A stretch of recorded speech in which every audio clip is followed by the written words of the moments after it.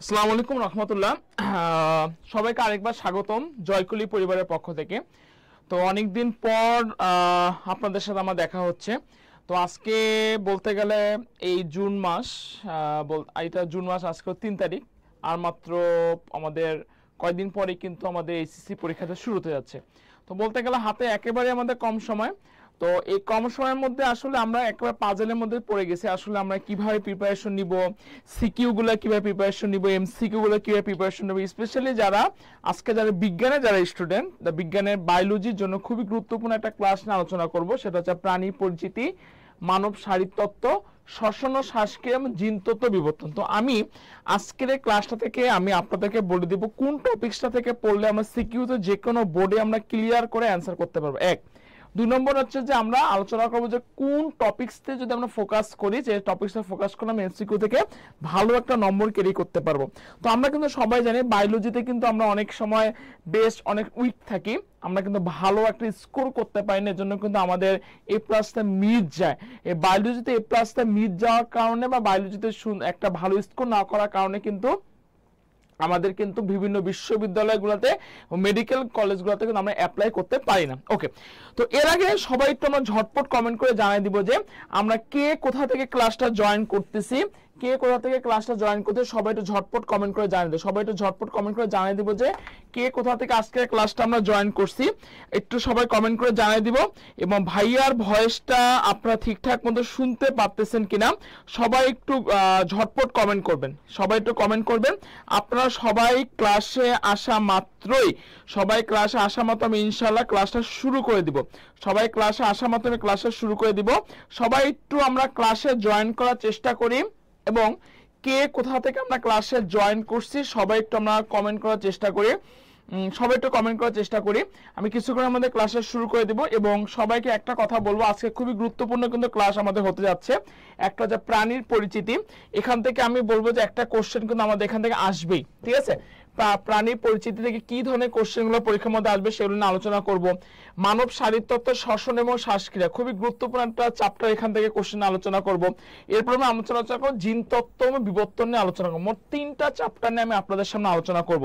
সবাই একটু আমরা ঝটপট কমেন্ট করে জানিয়ে দিই যে আজকের এই ক্লাসটা আমরা কে কোথা থেকে জয়েন করতেছি।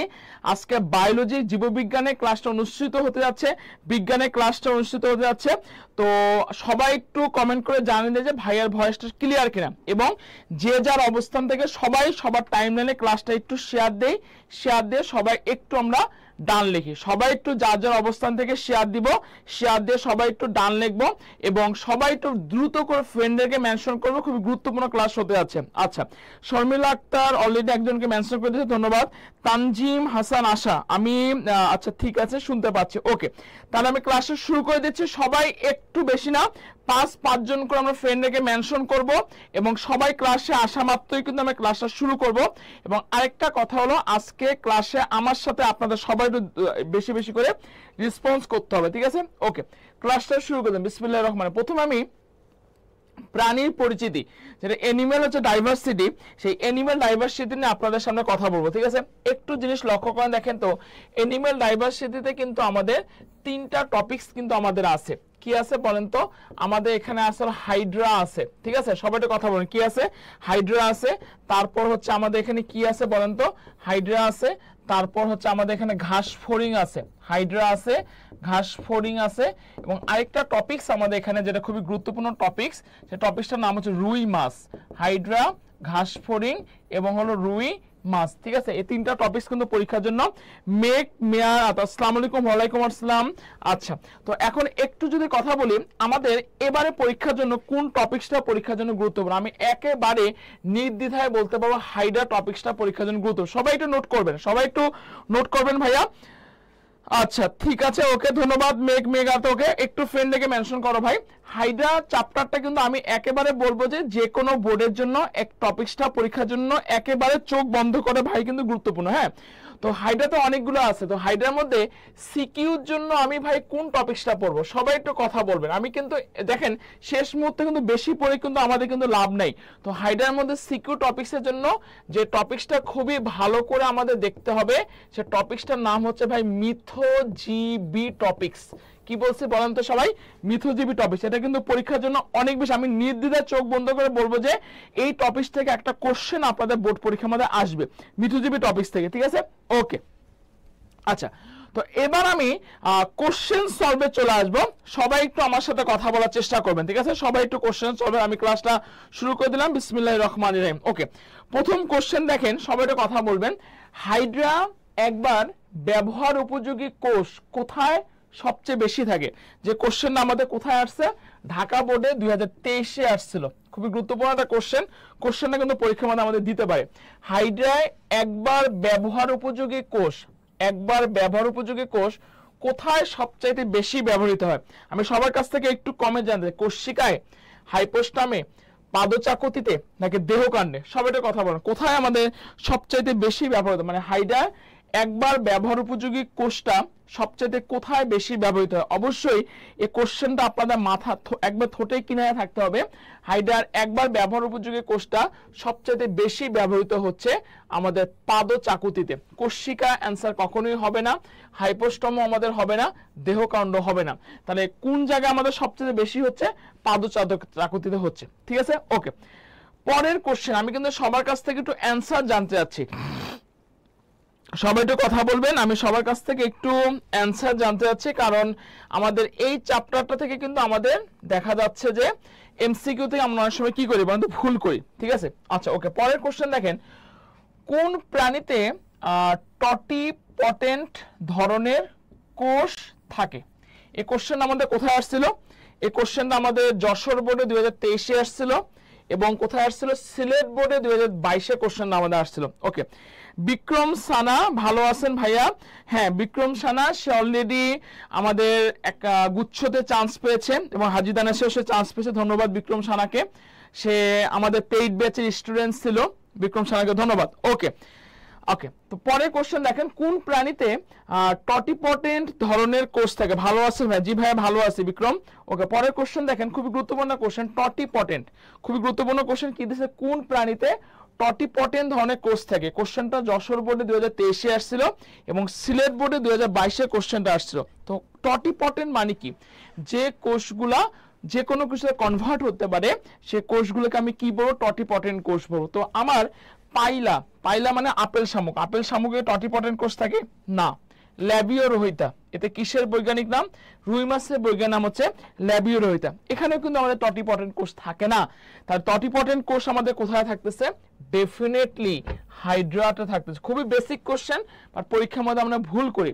আমরা বায়োলজিতে সিকিউ গুলো যেরকম অ্যান্সার দিতে পারি, কিন্তু এমসিকিউ গুলো কিন্তু আমাদের ভুল হয়ে থাকে। তো ধন্যবাদ প্রামাণিককে, সত্যি সে অ্যান্সার সি।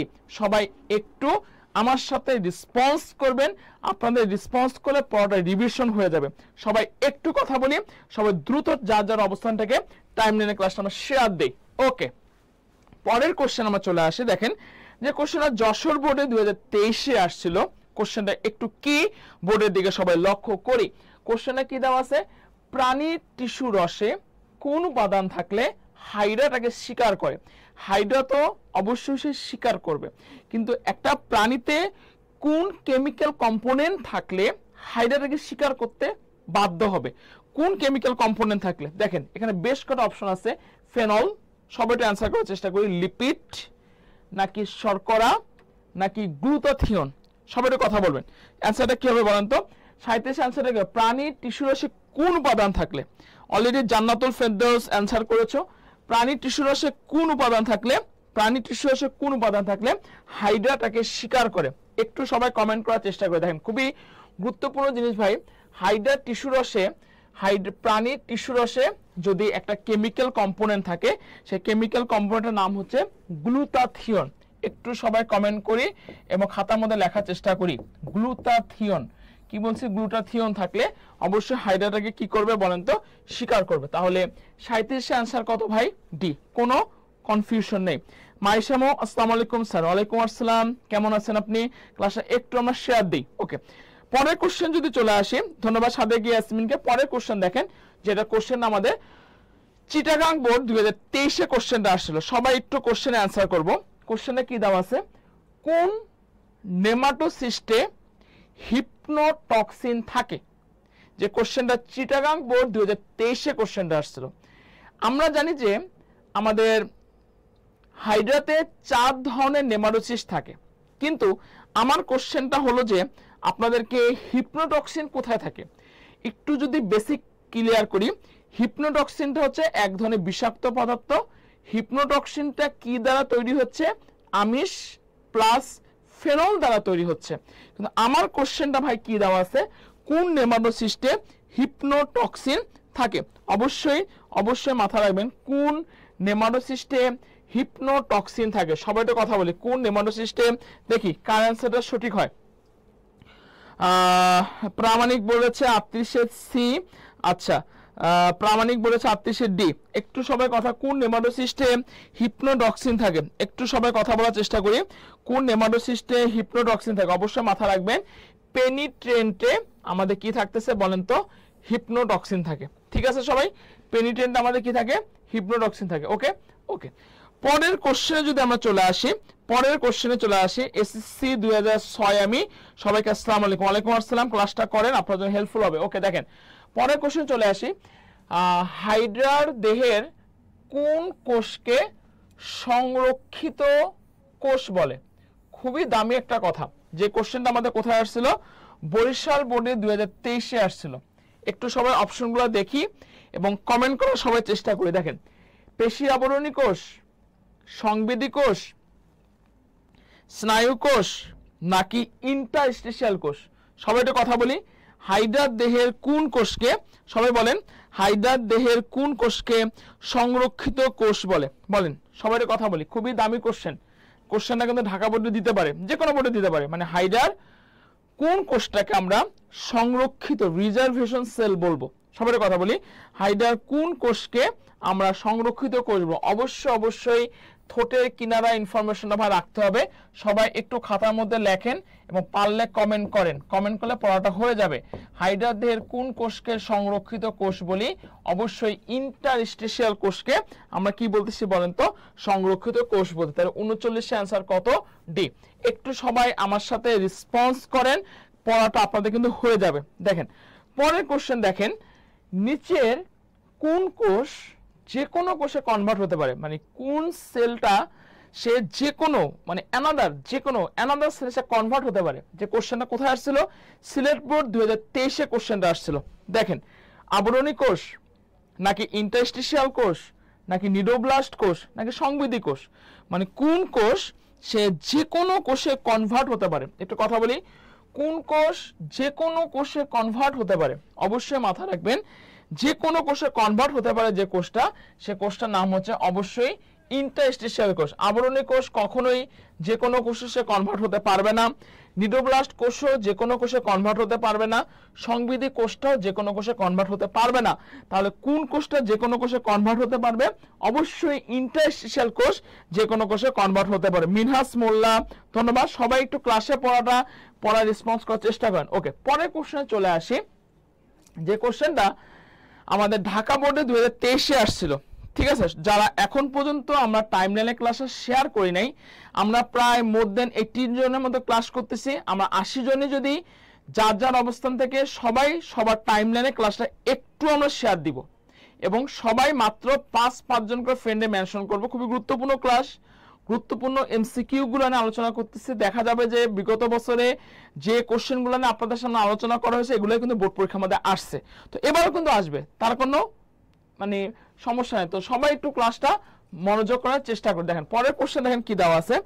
হাইড্রার নাইট্রোজেন ঘটিত বর্জ্য থেকে শৈবালের কিসের চাহিদা পূরণ হয়? যে কোশ্চেনটা কোথায় আসছিল? ঢাকা বোর্ড 2023-এ আসছিল। সবাই একটু কমেন্ট করার চেষ্টা করো, কোশ্চেনটা কি দেওয়া আছে। মানে হাইড্রার কি বর্জ্য বলছে? নাইট্রোজেন ঘটিত বর্জ্য থেকে শৈবালে আমাদের কিসের চাহিদা পূরণ হচ্ছে? বলেন, হাইড্রার নাইট্রোজেন ঘটিত বর্জ্য থেকে শৈবালে কিসের চাহিদা পূরণ হয়? সবাই একটু কথা বলার চেষ্টা করে। হাইড্রার নাইট্রোজেন ঘটিত বর্জ্য থেকে শৈবালে কিসের চাহিদা পূরণ হয়? অবশ্যই মাথা রাখবেন, হাইড্রার নাইট্রোজেন ঘটিত বর্জ্য থেকে শৈবালে যে পূরণটা হচ্ছে, কিসের চাহিদা পূরণ হচ্ছে বলেন তো?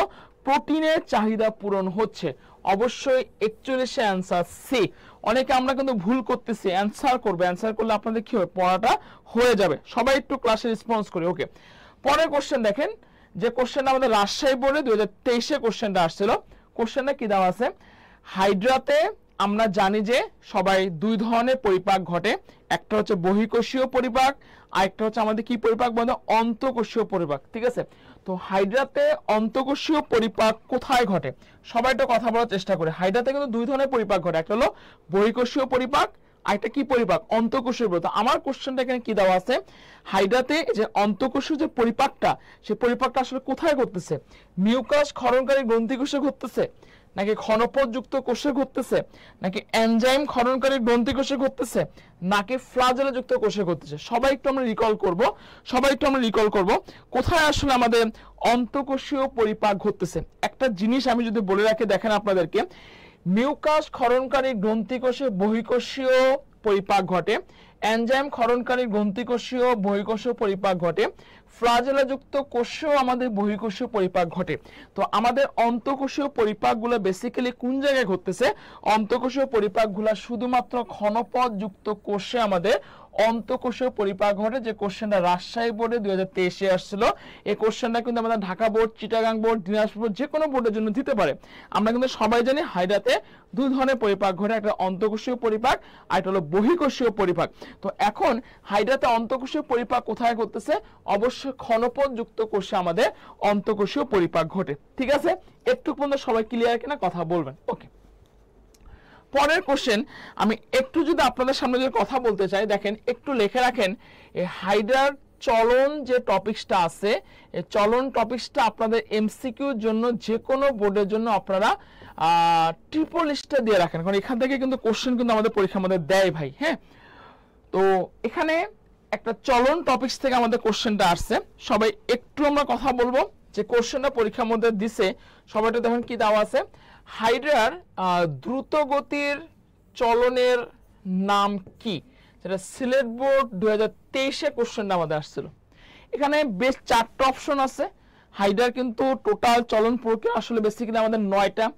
কোনো হলো হাইড্রার হচ্ছে দ্রুত গতিতে চলন হয়, কোনোটা ধীর গতিতে হচ্ছে।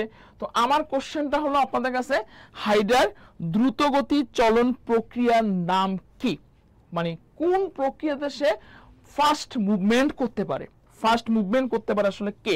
দেখেন, লুপিং না, লুপিং হচ্ছে হাইড্রার কখনোই দ্রুত গতির চলন প্রক্রিয়া না। গ্লাইডিংও হাইড্রার দ্রুত গতির চলন প্রক্রিয়া না। সাঁতার না, সাঁতারও কিন্তু হাইড্রার দ্রুত গতির চলন প্রক্রিয়া না। সবাই একটু কথা বলে, অনেকে অ্যান্সার করেছে, যেমন আশিকুর রহমান, প্রত্যয় অ্যান্সার করেছে, ধন্যবাদ। সবাই একটু আমরা রেসপন্স করব। হাইড্রার দ্রুত গতির, সবাই একটু খাতার মধ্যে লিখে রাখেন, একটু কমেন্ট করবেন। হাইড্রার দ্রুত গতির চলন প্রক্রিয়ার নাম হচ্ছে ভাই সমারসল্টিং, কোনো সন্দেহ নাই। ঠিক আছে, হাইড্রার দ্রুত গতির চলন প্রক্রিয়ার নাম কি বলছি বলেন তো, সমারসল্টিং। ওকে, আচ্ছা, পরের কোশ্চেন দেখেন, এই কোশ্চেনটাও আমাদের চলন টপিকস থেকে আসছে। কোশ্চেনটা ভাই কি দেওয়া আছে, কোন ধরনের চলন পদ্ধতিতে হাইড্রা লম্বা দ্রুত অতিক্রম করে? আসলে এই ধরনের কোশ্চেনগুলো আমরা প্রায় একটু কনফিউশন হয়ে যায়, কে দ্রুত গতিতে চলন করতেছে, কে লম্বা দ্রুত অতিক্রম করতেছে, এগুলো কিন্তু পরীক্ষার জন্য অনেক বেশি গুরুত্বপূর্ণ। 4টা অপশন আসে, মানে কে হাইড্রা সে লম্বা দ্রুত অতিক্রম করতেছে, যেটা আমাদের মাদ্রাসা বোর্ডে 2023-এ কোশ্চেনটা আসছিল। দেখেন এখানে 4টা অপশন আছে, লুপিং এ, সমারসল্টিং এ, গ্লাইডিং এ, নাকি হামাগুড়িতে? সবাই একটু কথা বলবেন, কোন ধরনের চলন পদ্ধতিতে হাইড্রা লম্বা দ্রুত অতিক্রম করে? একটা জিনিস মাথা রাখবেন, একেবারে ঠোঁটে কিনারায় আপনারা রাখবেন, আমি বলে দিচ্ছি, সবাই এটা মনোযোগ দিয়ে শুনেন। হাইড্রা দ্রুত গতির চলন প্রক্রিয়ার নাম হচ্ছে কি, সমারসল্টিং। আর হাইড্রা লম্বা দ্রুত যে অতিক্রম করে, ল মিল আছে, কি হবে বলেন তো, লুপিং হবে। কি হবে বলেন তো, লুপিং হবে। ঠিক আছে, তাহলে হাইড্রা কোন পদ্ধতিতে লম্বা দ্রুত অতিক্রম করতেছে? অবশ্যই অ্যান্সার কি হচ্ছে বলেন তো, লুপিং হচ্ছে। কি হচ্ছে, লুপিং। 44-এ এ। ক্লিয়ার কিনা একটু সবাই কথা বলবেন, ধন্যবাদ। আচ্ছা, সবাই একটু শেয়ার করি ক্লাসটা। পরের কোশ্চেন দেখেন, যে কোশ্চেন আমাদের কি দেওয়া আছে, হাইড্রার দেহের ভার কোষিকার উপর স্থাপন করে কোষিকাকে পায়ের মতো ব্যবহার করাকে কি বলে? এটা কিন্তু আমাদের একটা কোশ্চেন। কোশ্চেনে কি দেওয়া আছে, হাইড্রার দেহের ভার কিসের উপর সে স্থাপন করছে? কোষিকার উপর স্থাপন করে কোষিকাকে পায়ের মতো ব্যবহার করে চলাকে কি বলে, যেটা আমাদের যশোর বোর্ডে 2022-এ কোশ্চেনটা আমাদের আসছিল। সবাই একটু কথা বলবো, 45 অ্যান্সারটা কি হবে? সবাই একটু কথা বলবো। হাইড্রার দেহের ভার সে কোষিকার উপর স্থাপন করে কোষিকাকে পায়ের মতো ব্যবহার করাকে চলাকে যে চলন প্রক্রিয়া বলা হয়, সে চলন প্রক্রিয়াটার নাম হচ্ছে হাঁটা। কি বলা হয় বলেন তো? হাঁটা বলা হয়। ঠিক আছে, তাহলে অবশ্যই 45 অ্যান্সার কি হচ্ছে এ, কোনো কনফিউশন নাই। ওকে, পরের কোশ্চেন দেখেন আমাদের কি দেওয়া আছে, ক্রপের বৈশিষ্ট্য কোনটি, যেটা রাজশাহী বোর্ডে 2023-এ আসছিল। ক্রপ কি? হাইড্রাতে একটা বিশেষ অর্গান আছে পরিপাকে, সে পরিপাকে অঙ্গটার নাম হচ্ছে ভাই ক্রপ। এই ক্রপের বৈশিষ্ট্য কোনটি? এরা ব্রিসল ছাকনির মতো কাজ করে, নাকি খাদ্যটাকে সে চূর্ণ বিচ্ছিন্ন করতেছে, নাকি খাদ্যকে আংশিক পরিপাক করতেছে, নাকি প্রসারিত কপাটিকে সে বহন করে? ক্রপের বৈশিষ্ট্য আসলে কোনটা? সবাই একটু কথা বলবেন, ক্রপের বৈশিষ্ট্য কোনটা? অবশ্যই মাথা রাখবেন, ক্রপের অন্যতম বৈশিষ্ট্য হলো সে খাবারটাকে চূর্ণ বিচ্ছিন্ন করে। ক্রপের অন্যতম বৈশিষ্ট্য হলো সে খাবারটাকে একবারে ব্রেকডাউন করে ফেলে, খাবারটাকে চূর্ণ বিচ্ছিন্ন করতে হলো ক্রপের অ্যানাদার বৈশিষ্ট্য। ঠিক আছে, ওকে। পরের কোশ্চেন ঘাসফড়িং থেকে আসছে। ঘাসফড়িং এর হৃদযন্ত্রে কয়টি প্রকোষ্ঠ থাকে, যেটা রাজশাহী বোর্ডে 2023-এ কোশ্চেন আমাদের আসছে। কোশ্চেনে দেখেন কি দেওয়া আছে, ঘাসফড়িং এর যে হৃদযন্ত্রে আপনার কয়টা প্রকোষ্ঠ? 3টা থাকে, 5টা থাকে, 7টা থাকে, 9টা থাকে? ঘাসফড়িং এর হৃদযন্ত্রে আসলে কয়টা প্রকোষ্ঠ থাকে? সবাই কথা বলি। দেখেন, ঘাসফড়িং এর হৃদযন্ত্রে আমাদের 3টা প্রকোষ্ঠ থাকবে না, 5টা প্রকোষ্ঠ আমাদের থাকতেছে না, 9টা প্রকোষ্ঠ থাকে না। তাহলে কি বললাম, ঘাসফড়িং এর হৃদযন্ত্রে অবশ্যই মাথা রাখতে হবে ঘাসফড়িং এর হৃদযন্ত্রে কয়টা প্রকোষ্ঠ আছে। সবাই একটু নোট করেন, কথা বলেন। ঘাসফড়িং এর কয়টা প্রকোষ্ঠ আছে? 7টি প্রকোষ্ঠ আছে। ক্লিয়ার? ঘাসফড়িং এর হৃদযন্ত্রে কয়টা প্রকোষ্ঠ আছে? 7টি প্রকোষ্ঠ থাকে। ঠিক আছে, ওকে। যশোর বোর্ড 2023-এ আসছে, আমি কোশ্চেন অ্যান্সারটা দিব না, আপনারা একটু অ্যান্সার করার চেষ্টা করেন। বলেন এই কোশ্চেনটা কি হবে বলেন, এটা কিন্তু সবাই পারা উচিত। সবাই একটু অ্যান্সার করেন। কোশ্চেনে কি দেওয়া আছে, ঘাসফড়িং এর মধ্য অন্তের অন্তঃপ্রাচীর নিম্নের কোনটি দ্বারা তৈরি? যশোর বোর্ড 2023-এ কোশ্চেন আমাদের আসছিল। সবাই একটু আমরা কথা বলি, যশোর বোর্ড 2023-এ কোশ্চেনটা আসছিল। ঘাসফড়িং এর মধ্য অন্তের অন্তঃপ্রাচীর, ঘাসফড়িং এর যে অন্তগুলো 3টা ভাগ আছে, এর ভিতরে যেটা ইনার সেলটা, সেই ইনার সেলটা আসলে বেসিক্যালি কি দ্বারা তৈরি হচ্ছে? কাইটিন দ্বারা তৈরি, পেরিটোরফিক পর্দা দ্বারা তৈরি, পেরিটোনিয়াম দ্বারা তৈরি, নাকি কিউটিকল দ্বারা তৈরি? সবাই কথা বলি।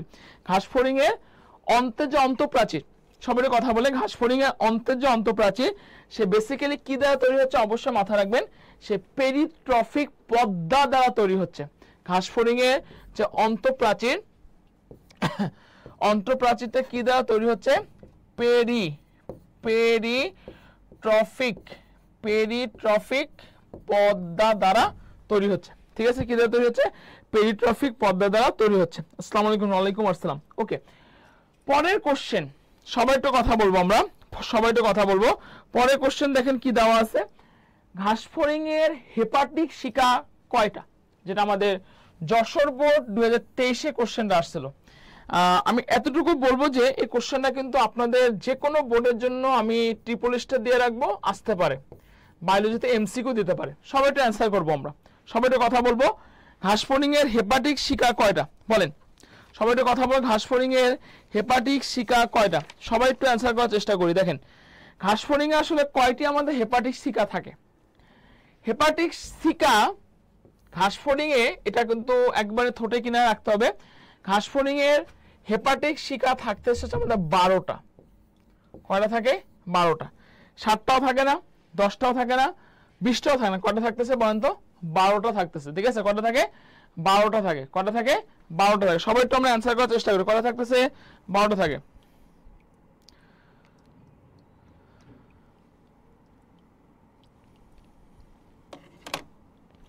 ওকে, ধন্যবাদ মিনাজ মোল্লাকে। ওকে, পরের কোশ্চেন যদি চলে আসে, দেখেন এই কোশ্চেনটা কিন্তু আমি কিছুক্ষণ আগে আলোচনা করছি, তারপর আমি আপনাদের জন্য আবার দিছি। ঘাসফড়িং এর পৌষ্টিকতন্ত্রের মেসেন্টেরনের অন্তঃপ্রাচীর আপনার কি দ্বারা নির্মিত? সিলেট বোর্ড 2023 কোশ্চেন আমাদের আসছে, সবাই একটু কথা বলবো।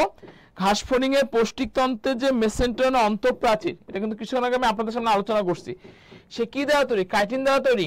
না। প্যাপিলা দেওয়া তৈরি? না। ব্রাশ অর্ডার দেওয়া তৈরি? না।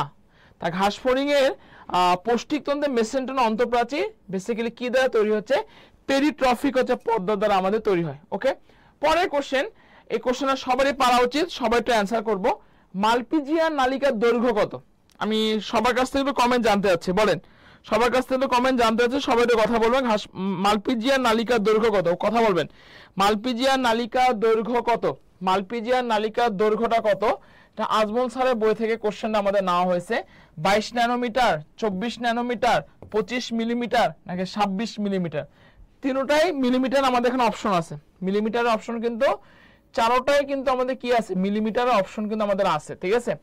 তো মালপিজিয়ান নালিকার দৈর্ঘ্যটা কত? লেংথটা আসলে কত? সবাই একটু কথা বলবেন, সবাই একটু কথা বলবেন। মালপিজিয়ান নালিকার দৈর্ঘ্য কত বলেন তো? মালপিজিয়ান নালিকার দৈর্ঘ্য অবশ্যই অবশ্যই মাথায় রাখবেন আপনারা, সবারই পারা উচিত ছিল এটা। মালপিজিয়ান নালিকার দৈর্ঘ্য হলো 25 মিলিমিটার, কোনো কনফিউশন নাই, ঠিক আছে? মালপিজিয়ান দৈর্ঘ্য কত? 25 হলো মিলিমিটার, ঠিক আছে? ওকে, পরের কোশ্চেন দেখেন, ভাস ডিফারেন্সিয়া কত খণ্ডকে মিলিত হয়? একটু সবাই কথা বলেন, ভাস ডিফারেন্সিয়া আপনার কত খণ্ডকে মিলিত হচ্ছে বলেন? ভাস ডিফারেন্সিয়া কত খণ্ডকে মিলিত হয়? যেটা আমাদের আজমল স্যারের বইয়ে কোশ্চেন আমাদের আসছে, সবাই কথা বলবেন। ভাস ডিফারেন্সিয়া কত খণ্ডকে মিলিত হয়? অষ্টমে, নবমে, সপ্তমে নাকি দশমে? অবশ্যই মাথায় রাখবেন, ভাস ডিফারেন্সিয়া আপনার নবম খণ্ডকে মিলিত হয়, ঠিক আছে? 52 অ্যান্সার কত? 52 অ্যান্সার হচ্ছে বি। ক্লিয়ার? সবাই একটু কথা বলবেন। ওকে, এগুলো কিন্তু আমাদের রাইটারের যে বইয়ের পিছনে যে এমসিকিউ গুলা, সেগুলো থেকে আমি আপনাদের জন্য স্লাইডে সাজিয়ে দিচ্ছি। অনেক সময় দেখা যাচ্ছে এখান থেকে কিন্তু কোশ্চেন কিন্তু আমাদের পরীক্ষা আমাদের দেয় ভাই, হ্যাঁ? তো সবাই একটু রেসপন্স করেন। পরের কোশ্চেন, ঘাস ফড়িং এর পুঞ্জাক্ষীর প্রতিটি একককে কি বলে? সবাই একটু কথা বলেন, ঘাস ফড়িং এর পুঞ্জাক্ষীর প্রতিটা একককে কি বলে? যেটা আজমল স্যারের বই থেকে কোশ্চেন আমাদের আসছে, সবাই একটু কথা বলি। ঘাস ফড়িং এর পুঞ্জাক্ষীর, ঘাস ফড়িং এর পুঞ্জাক্ষীর প্রতিটি একককে কি বলে? ঘাস ফড়িং এর পুঞ্জাক্ষীর প্রতিটি একককে কি বলে? সবাই একটু কথা বলেন, ঘাস ফড়িং এর পুঞ্জাক্ষীর প্রতিটি একককে কি বলে? সবাই কথা বলবেন। ঘাস ফড়িং এর পুঞ্জাক্ষী স্ক্লেরাইট পুঞ্জাক্ষীর একক না, কর্নিয়াও পুঞ্জাক্ষীর একক না, রেটিনাও পুঞ্জাক্ষীর একক না, ঠিক আছে ভাই? তাই ঘাস ফড়িং এর পুঞ্জাক্ষীর প্রতিটি যে একক, সে প্রতিটি একককে আমরা কি বলবো? ওমাটিডিয়াম বলবো, ঠিক আছে ভাই? ঘাস ফড়িং এর পুঞ্জাক্ষীর, সবাই একটু কথা বলে, ঘাস ফড়িং এর পুঞ্জাক্ষীর প্রতিটি একককে, ঘাস ফড়িং এর পুঞ্জাক্ষীর প্রতিটি এককে আমরা কি বলবো? ওমাটিডিয়াম বলবো। ঘাস ফড়িং এর পুঞ্জাক্ষীর প্রতিটি এককে আমরা কি বলতেছি? ওমাটিডিয়াম বলতেছি, ঠিক আছে? ওকে, পরের কোশ্চেন, যেটা আমাদের ঢাকা বোর্ড 2023 কোশ্চেনটা আসছিল, এবার কোশ্চেনটা কিন্তু আসার মতো জিনিস, ঠিক আছে? রুই মাছের ফুলকা আর্চের সংখ্যা কত? আমরা জানি যে এই চ্যাপ্টারগুলো থেকে আমরা এমসিকিউ প্রায় সময় কি করি ভাই? ভুল করি, ভুল করা যাবে না। রুই মাছের ফুলকা আর্চের সংখ্যা কত? 3টা, 4টা, 5টা নাকি 6টা? রুই মাছের ফুলকা আর্চের সংখ্যা কত বলেন? রুই মাছের ফুলকা আর্চের সংখ্যা কত? সবাই কথা বল, রুই মাছের ফুলকা আর্চের সংখ্যা কত? দেখেন তো একটু যদি কথা বলি, এখানে আসলে কোনো অ্যান্সারই কিন্তু নাই। রুই মাছের ফুলকা আর্চের সংখ্যা হচ্ছে আমাদের 10টা। এখানে কিন্তু একটাও কিন্তু আমাদের অপশন কিন্তু নাই, হ্যাঁ? রুই মাছের ফুলকা আর্চের সংখ্যা কিন্তু কয়টা? 10টা। এখানে একটা অপশন আছে, এখানে অ্যান্সারটা ব্ল্যাঙ্ক হবে। ওকে, সবাই কথা বলবো। 55 নম্বর কোশ্চেনটা, যে কোশ্চেন আমাদের ঢাকা বোর্ড 2023 আসছিল, এবার কিন্তু আমাদের পরীক্ষার জন্য দিতে পারে, সবাই কথা বলবো। রুই মাছের বায়ুথলিতে রক্ত সরবরাহ করে কোন ধমনী? রুই মাছের বায়ুথলি, বায়ুথলি মানে কি? পটকা। এই পটকাতে ব্লাড সার্কুলেশন করতেছে আসলে আপনার কোন ধমনী? আপনার ব্লাড সার্কুলেশন করতেছে। 4টা অপশন কিন্তু আমাদের এখানে আছে, সবাই কথা বলেন। প্যারাইটাল ধমনী নাকি ইলিয়াক ধমনী নাকি সিলিয়াক ও মেসেন্টারিক ধমনী নাকি সাবক্লাভিয়ান ধমনী? একটু যদি আপনাদেরকে কথা বলবো, রুই মাছের বায়ুথলিতে রক্ত সরবরাহ করে বেসিক্যালি কোন ধমনী? একটা জিনিস মাথায় রাখবেন, রুই মাছের বায়ুথলিতে রক্ত সরবরাহ করতেছে যে ধমনী, সে ধমনীটার নাম হচ্ছে সিলিয়াকো মেসেন্টরিক ধমনী। ঠিক আছে, তাহলে আমি আবার বলতেছি, রুই মাছের বায়ুথলিতে রক্ত সরবরাহ করতেছে যে ধমনী, সে ধমনীটার নাম হচ্ছে সিলিয়াকো মেসেন্টরিক ধমনী। ঠিক আছে, ওকে। পরের কোশ্চেন দেখেন, যেটা রাজশাহী বোর্ড 2023-এ কোশ্চেন আসছিল। আচ্ছা, পরের কোশ্চেন দেখেন, রুই মাছের গলবিলীয় অঞ্চলে কতটি ফুলকা ছিদ্র থাকে? যেটা রাজশাহী বোর্ড 2023-এ কোশ্চেনটা আমাদের আসছিল। আসলে আমার কাছে অনেক ভালো লাগতেছে যে যা আসলে এসএসসি 2025 না, অনেকে এসএসসি 26-এর ব্যাচও আছে। তো যারা 26-এর ব্যাচ আসো ভাই, তাদেরকে আমার তরফ থেকে আপনাদের জন্য শুভকামনা রইল। আমি মনে করব যে আপনারা এই যে জয়কুলি ক্লাসগুলো করতেছেন, আমি মনে করি যে আপনারা যারা ক্লাস করতেছে না তাদের থেকে 10 গুণ আগে যাবেন ভাই। কারণ ক্লাসগুলো এরকম করে সাজানো হয় আপনাদের জন্য, একেবারে বেসিক টু প্রো লেভেল করানো হয়। ঠিক আছে, ওকে। আচ্ছা, পরের কোশ্চেন দেখেন, রুই মাছের গলবিলীয় অঞ্চলে কতটি ফুলকা ছিদ্র থাকে? 4টা অপশন, এখানে অপশন আছে 3 জোড়া, 4 জোড়া, 5 জোড়া নাকি 6 জোড়া? সবাই কথা বলবেন। রুই মাছের গলবিলীয় অঞ্চলে কতটা ফুলকা ছিদ্র থাকে? আমরা সবাই জানি রুই মাছের গলবিলীয় অঞ্চলে আমাদের 5 জোড়া ফুলকা ছিদ্র থাকে। কয় জোড়া ফুলকা ছিদ্র থাকে বলেন তো ভাই? 5 জোড়া ফুলকা ছিদ্র থাকে। তাহলে 56 এর অ্যান্সার কত? 56 এর অ্যান্সার হচ্ছে সি। ঠিক আছে, ওকে। পরের কোশ্চেন দেখেন, এই কোশ্চেনগুলো আজমল স্যারের বই থেকে এজন্য নেওয়া হয়েছে কারণ এই কোশ্চেনগুলো আপনাদের 25 সালে পরীক্ষার্থীদের জন্য অনেক বেশি গুরুত্বপূর্ণ। 25 দিন বয়সী পোনার, কোন পোনা? রুই মাছের পোনা দৈর্ঘ্যতা কত? 15 মিলিমিটার, 13 মিলিমিটার, 18 মিলিমিটার নাকি 30 মিলিমিটার? সবাই কথা বলবো। 25 দিন বয়সী পোনার দৈর্ঘ্যটা কত? সবাই কথা বলেন। 25 দিন বয়সী পোনার দৈর্ঘ্য কত? অবশ্যই ঠোঁটের কিনারায় ইনফরমেশন আপনাদের রাখতে হবে। 25 দিন বয়সী পোনার দৈর্ঘ্য হচ্ছে আমাদের 30 মিলিমিটার। কোনো কনফিউশন নাই। 25 দিন বয়সী পোনার দৈর্ঘ্য কত? 30 মিলিমিটার।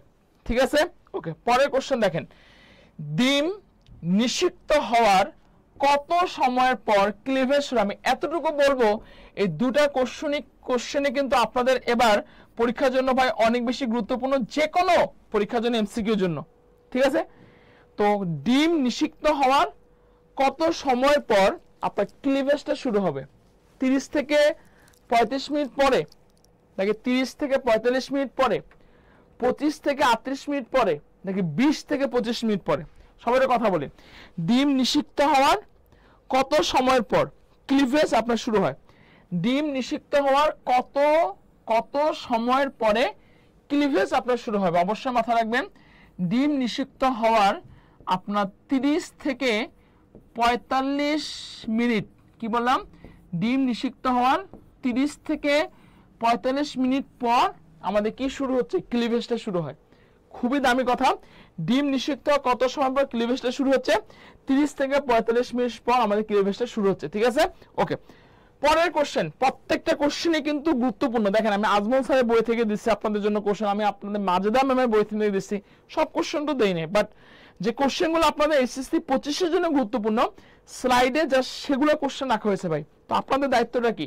একটু বেশি বেশি করে ফ্রেন্ডে মেনশন করেন না। যারা ক্লাসটা করতেছি সবাই মাত্র 10 জন করে ফ্রেন্ডে মেনশন করব এবং সবাই একটু টাইম নিয়ে ক্লাসটা আমরা শেয়ার দিব। সবাই যার যার অবস্থান দেখি কে কত বেশি আজকের ক্লাসটা শেয়ার দিয়ে সবাই একটু ডান লেখেন, সবাই একটু যার যার অবস্থানে ডান লেখেন সবাই, ওকে। পরের কোশ্চেন দেখেন, মিনাস মোল্লা, ধন্যবাদ। রুই মাছের প্রজনন সময় কোনটা? যেটা আজমল স্যারের বইতে আসছে, সবারই পারা উচিত, এটা সবারই কোশ্চেনটা পারা উচিত। জুন জুলাই নাকি মার্চ এপ্রিল নাকি মে জুন নাকি নভেম্বর ডিসেম্বর? আসলে কোন মাসটা আমাদের রুই মাছের প্রজননের সময়? দেখেন, সবাই কথা বলি, রুই মাছের প্রজননের সময় কোনটা? সবাই কথা বলি, রুই মাছের, ধন্যবাদ রহমান সোহানকে।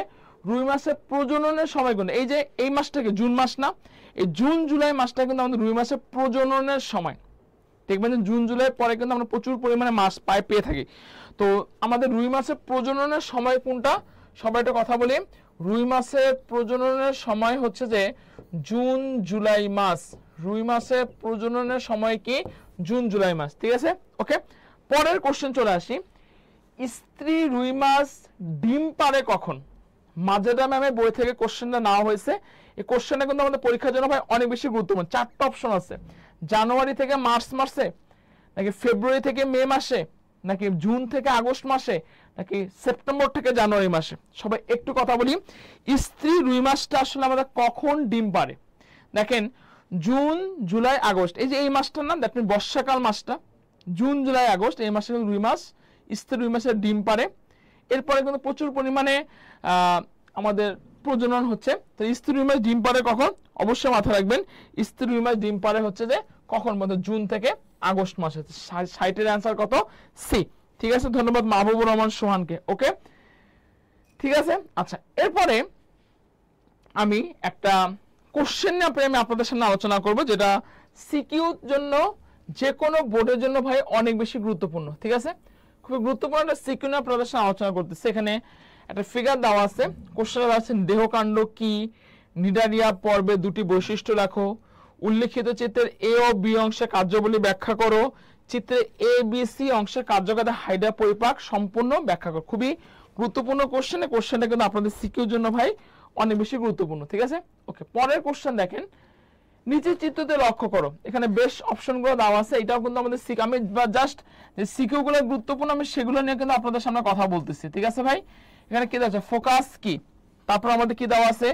আইস পর্যবেক্ষণ করে রুই মাছের বৃদ্ধি সম্পর্কে কিভাবে ধারণা পাওয়া যায়, চিত্রে এ চিহ্নিত অংশের গঠন বর্ণনা করো, চিত্রে পানিতে প্রধান শ্বসনাঙ্গ এ।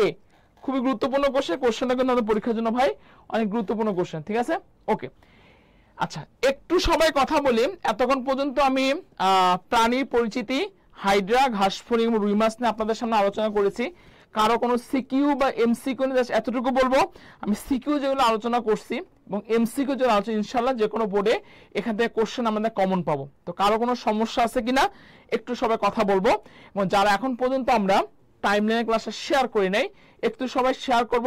যারা এখন পর্যন্ত ফ্রেন্ডে মেনশন করে নাই, একটু সবাই দ্রুত ফ্রেন্ডে মেনশন করব। কারো কোনো সমস্যা আছে কিনা একটু সবাই কমেন্ট বক্সে জানাই দিব। সবাই একটু কমেন্ট করে জানাই দিই কারো কোনো সমস্যা আছে কিনা, একটু কথা বলবো সবাই। সবাই একটু কথা বলবো, কারো কোনো সমস্যা আছে কিনা কথা বলবো সবাই। সবাই কারো কোনো সমস্যা আছে কিনা কথা বলবো। ওকে, এখন আমি কিন্তু পরে একটা চ্যাপ্টার আলোচনা করব, মানব শারীরতত্ত্ব, শ্বসন এবং হলো শ্বাসক্রিয়া নিয়ে আলোচনা করব। ঠিক আছে, সবাই একটু কথা বলবো, মানব শারীরতত্ত্ব, শ্বসন এবং শ্বাসক্রিয়া নিয়ে আলোচনা করব। ঠিক আছে, সবাই একটু কথা বলি। ওকে, সবাই একটু অ্যান্সার করার চেষ্টা করব। কারো কোনো সমস্যা আছে কিনা কথা বলবো আমরা।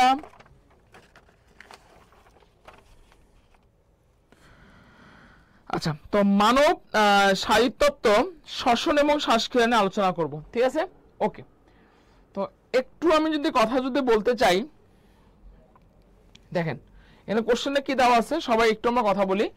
প্রথম কোশ্চেনে কি দেওয়া আছে? মানব দেহে ট্রাকিয়ার দ্বিবিভাজনের সৃষ্ট শাখা দুইটিকে কি বলে? যেটা আমাদের রাজশাহী বোর্ডে 2023-এ কোশ্চেনটা আমাদের আসছিল। কোশ্চেনটা কি আগে আমরা বুঝার চেষ্টা করি একটু। ট্রাকিয়া, ট্রাকিয়া এটা আমাদের একটা শ্বসনতন্ত্রের একটা অংশ। দ্বিবিভাজনে সৃষ্ট শাখা দুইটি কি? এখানে দুইটা ব্রাঞ্চ আমাদের মানে উৎপন্ন হচ্ছে। এই দুটা শাখাকে বেসিক্যালি আমরা কি বলবো? প্রান্তীয় ব্রঙ্কিওল বলবো, নাকি প্রাইমারি ব্রঙ্কাস বলবো, সেকেন্ডারি ব্রঙ্কাস বলবো, নাকি টার্সিয়ারি ব্রঙ্কাস আমরা বলবো? মানবদেহে ট্রাকিয়ার দ্বিবিভাজনের সৃষ্ট শাখা দুটিকে আমরা বেসিক্যালি কি বলবো? অবশ্যই সেটাকে আমরা প্রাইমারি ব্রঙ্কাস বলবো। প্রান্তীয় ব্রঙ্কিওল বলি না, সেকেন্ডারি ব্রঙ্কাসও বলবো না, টার্সিয়ারি ব্রঙ্কাসও বলবো না। তাহলে আমরা কি বলবো? অবশ্যই সেটাকে প্রাইমারি ব্রঙ্কাস বলবো। ঠিক আছে, পরের কোশ্চেন আমি চলে আসবো। খুব গুরুত্বপূর্ণ কোশ্চেন। কোশ্চেনটা কি? ট্রাবিকুলি কোথায় পাওয়া যায়? কোশ্চেনটা কোথায় আসে? যশোর বোর্ডে 2023-এ কোশ্চেনটা আসে। 4টা অপশন আমাদের এখানে আছে, যকৃতে, রক্তে, ফুসফুসে, নাকি বৃক্কে। আসলে কোন জায়গায় আমরা ট্রাবিকুলিটা দেখতে পারি? সবাই একটু কথা বলে, কোন জায়গায় আমরা ট্রাবিকুলিটা দেখতে পারি? দেখেন, আমরা যকৃত কিন্তু কখনো ট্রাবিকুলি দেখা যায় না, রক্তে ট্রাবিকুলিও দেখা যায় না, বৃক্কেও ট্রাবিকুলি দেখা যায় না। ট্রাবিকুলিটা আসলে আমরা কোথায় দেখতে পাচ্ছি? অবশ্যই মাথায় রাখবেন, ট্রাবিকুলিটা আমরা ফুসফুসে দেখতে পাচ্ছি। খুবই গুরুত্বপূর্ণ কোশ্চেন, ট্রাবিকুলি কোথায় দেখা যায়? ট্রাবিকুলি আমরা দেখতে পাচ্ছি কোথায়? ফুসফুসে আমরা ট্রাবিকুলি দেখতে পারি, ঠিক আছে। ওকে, পরের কোশ্চেন, সবাইটা আমরা কথা বলি। পরের কোশ্চেনটাকে দেখি। কোশ্চেনে কি দেওয়া আছে? সারফ্যাক্টেন্ট কোথায় পাওয়া যায়? কোশ্চেনে চিটাগাং বোর্ড 2023 কোশ্চেনটা আসছে। 4টা অপশন আছে, অ্যালভিওলাসে, সাইনাসে, ব্রঙ্কিওল নাকি ট্রাকিয়াতে। 4টা অপশন কিন্তু আমাদের এখানে আছে। সারফ্যাক্টেন্ট কোথায় পাওয়া যায়? সাইনাস কি? মানব দেহে মাথার ভিতরে বেশ কিছু ফাঁকা জায়গা থাকে, সেটা সাইনাস বলি। সাইনাসের সংক্রমণকে সাইনোসাইটিস বলি। কোন জায়গায় আসলে আমরা সারফ্যাক্টেন্ট পাই? সবাই কথা বলি, কোন জায়গায় আমরা সারফ্যাক্টেন্ট পাই? অবশ্যই মাথায় রাখতে হবে, সারফ্যাক্টেন্ট আমরা সাইনাসে পাই না, সারফ্যাক্টেন্ট আমরা ট্রাকিয়াতে পাই না, সারফ্যাক্টেন্ট আমরা ব্রঙ্কিওলও পাই না। সারফ্যাক্টেন্ট আমরা কোথায় পাই ভাই? অ্যালভিওলাসে পাই। সবাই কথা বলবেন, কোশ্চেন কিন্তু পরীক্ষার জন্য অনেক বেশি গুরুত্বপূর্ণ। তাহলে সারফ্যাক্টেন্ট কোথায় পাওয়া যাচ্ছে? সারফ্যাক্টেন্ট আমরা পাচ্ছি হলো অ্যালভিওলাসে। ধন্যবাদ মিনহাস মোল্লা, খুব সুন্দর আপনার রেসপন্স। সবাই একটু আমরা মিনহাস মোল্লার মতো একটু সবাই রেসপন্স করি, সবাই রেসপন্স করি এবং যাদের অবস্থা তার কাছে। পরের কোশ্চেন দেখেন, যে কোশ্চেন আমাদের বরিশাল বোর্ড 2023 কোশ্চেনটা আসছিল, খুবই দামি কোশ্চেন। কোশ্চেনে কি দেওয়া আছে? অক্সিজেন ও কার্বন ডাই অক্সাইডের বিনিময় হয়। অক্সিজেন শ্বসন মানে কি ভাই? কার্বন ডাই অক্সাইডকে বের করে দেওয়া, অক্সিজেনকে গ্রহণ করা, এটাই তো আমাদের শ্বসন, তাই না? তো অক্সিজেন ও কার্বন ডাই অক্সাইডের বিনিময় হয়, শ্বসনতন্ত্রে কোন অংশে আমাদের বিনিময় হচ্ছে? ট্রাকিয়াতে, ব্রঙ্কিওলে, অ্যালভিওলাসে নাকি ব্রঙ্কাসে? কোন জায়গায় আমাদের বিনিময়টা হচ্ছে? অক্সিজেন এবং কার্বন ডাই অক্সাইড বিনিময় হচ্ছে শ্বসনতন্ত্রের কোন অংশে? ট্রাকিয়াতে কখনোই আমাদের অক্সিজেন কার্বন ডাই অক্সাইড বিনিময় হবে না। ব্রঙ্কিওলেও কখনো আমাদের অক্সিজেন কার্বন ডাই অক্সাইড বিনিময় হচ্ছে না, ব্রঙ্কাসেও হচ্ছে না। তাহলে ভাই কোথায় হচ্ছে? অবশ্যই মাথায় রাখবেন, অক্সিজেন এবং কার্বন ডাই অক্সাইড বিনিময় হচ্ছে ভাই অ্যালভিওলাসে হচ্ছে। কোথায় হচ্ছে? অ্যালভিওলাসে হচ্ছে। ওকে, পরের কোশ্চেনে আমি চলে আসি। খুবই দামি কোশ্চেন, কোশ্চেনটাকে দেখি, যেটা আমরা অ্যান্সার করব। সবাই কথা বলি। কোশ্চেনটা ভাই কি দেওয়া আছে? ফুসফুসের দ্বিস্তরী প্লিউরাল পর্দার অংশ কোনগুলো? দ্বিস্তরী মানে এখানে যে দুটো যে স্তর আছে, হ্যাঁ, এই পর্দার অংশগুলো আসলে কোনটা? দেখেন, ভেস্টিবিউল ও প্যারাইটাল, ভিসেরাল ও লোবিউল, ব্রঙ্কিওল ও লোবিউল নাকি ভিসেরাল ও প্যারাইটাল? সবাইটা কমেন্ট করবো। দেখেন, দ্বিস্তরী প্লিউরাল পর্দার অংশ কোনগুলো? ভেস্টিবিউল, প্যারাইটাল এটা অংশ না, ভিসেরাল ও লোবিউল এটা আমাদের অংশ না, ব্রঙ্কিওল ও লোবিউল এটা আমাদের অংশ না। তাহলে দ্বিস্তরী প্লিউরাল পর্দার অংশগুলো হচ্ছে দুটা, কি কি? ভিসেরাল আর হচ্ছে প্যারাইটাল। ক্লিয়ার ভাই? ভিসেরাল আর কি বলছি? প্যারাইটাল। ওকে, পরের কোশ্চেন চলে আসি। ব্রঙ্কাসের কোন অংশ ফুসফুসে প্রবেশ করে? যে কোশ্চেনটা আমাদের 2023 কোশ্চেনটা আমাদের আসছে, হ্যাঁ, ব্রঙ্কাসের কোন অংশ, ব্রঙ্কাসের কোন অংশ আমাদের ফুসফুসে প্রবেশ করবে? সবাই কথা বল, ব্রঙ্কাসের কোন অংশটা আমাদের ফুসফুসে প্রবেশ করে? দেখেন, ব্রঙ্কাসের অনেকগুলো অংশ থাকে, সেখানে লোবিউল থাকে, অ্যাট্রিয়াম থাকে, হাইলাম থাকে, কিন্তু কোন অংশটা আমাদের ফুসফুসে প্রবেশ করে? অবশ্যই মাথায় রাখবেন, ব্রঙ্কিউল আপনাদের ফুসফুসে প্রবেশ করবে। মিনহাজ মোল্লাকে ধন্যবাদ। সবাই একটু মিনহাজ মোল্লার মতো সবাই একটু কমেন্ট করে। ভাই দেখো, অনেকেই কিন্তু আমরা কোশ্চেনগুলো দেখে অ্যান্সার করতে পারতেছি না, একটু যদি আপনারা কমেন্ট করেন, কমেন্ট করলে কি হবে, আপনাদের কিন্তু পড়াটা কিন্তু ভাই হয়ে যাবে। এই ক্লাসটা নেওয়ার মুখ্য উদ্দেশ্যটা কি? জয়কলি আপনাদের জন্য কেন ফ্রি ক্লাসগুলো আয়োজন করছে বলেন তো? জাস্ট আপনারা যারা ভালো কিছু করতে পারেন, তো ভালো কিছু করার জন্য তো জাস্ট কি করতে হবে? ক্লাসে যখন পড়াবো আমরা অবশ্যই তার সাথে রেসপন্স করতে হবে, একটু অ্যান্সার করেন, ভুল হলে হবে সমস্যা না, বাট আপনার পড়াগুলো রিকভার হয়ে যাবে ভাই, ঠিক আছে? ওকে, আচ্ছা, ব্রঙ্কাসে কোন অংশ ফুসফুসে প্রবেশ করতেছে? ব্রঙ্কিওলে প্রবেশ করতে, ঠিক আছে? ওকে, পরের কোশ্চেন দেখি, এটা সবারই পারা উচিত, সবারই এটা পারা উচিত। দেখেন, খুবই দামি একটা কোশ্চেন, মজার একটা কোশ্চেন। কোশ্চেনটা ভাই কি দেওয়া আছে? হিমোগ্লোবিনের কোন অংশে কার্বন ডাই অক্সাইড যুক্ত হয়? কি দেওয়া আছে? হিমোগ্লোবিনের কোন অংশে? এখানে কিন্তু 4টা অপশন আছে। এটা হলো CWS carboxylic, SO, HCO3 NH2 ammonia, but কোন অংশে আমাদের কার্বন ডাই অক্সাইড যুক্ত হয়? অবশ্যই মাথা রাখবেন হিমোগ্লোবিনের এই NH2 এটার মধ্যে আমাদের কি যুক্ত হচ্ছে? কার্বন ডাই অক্সাইড যুক্ত হয়। 25 এর आंसर কত? সি। ক্লিয়ার? ওকে। পরের কোশ্চেন, যে কোশ্চেনটা আমাদের সিলেট বোর্ড 2023 এ কোশ্চেনটা আমাদের আসছিল। কোশ্চেনে কি দেওয়া আছে?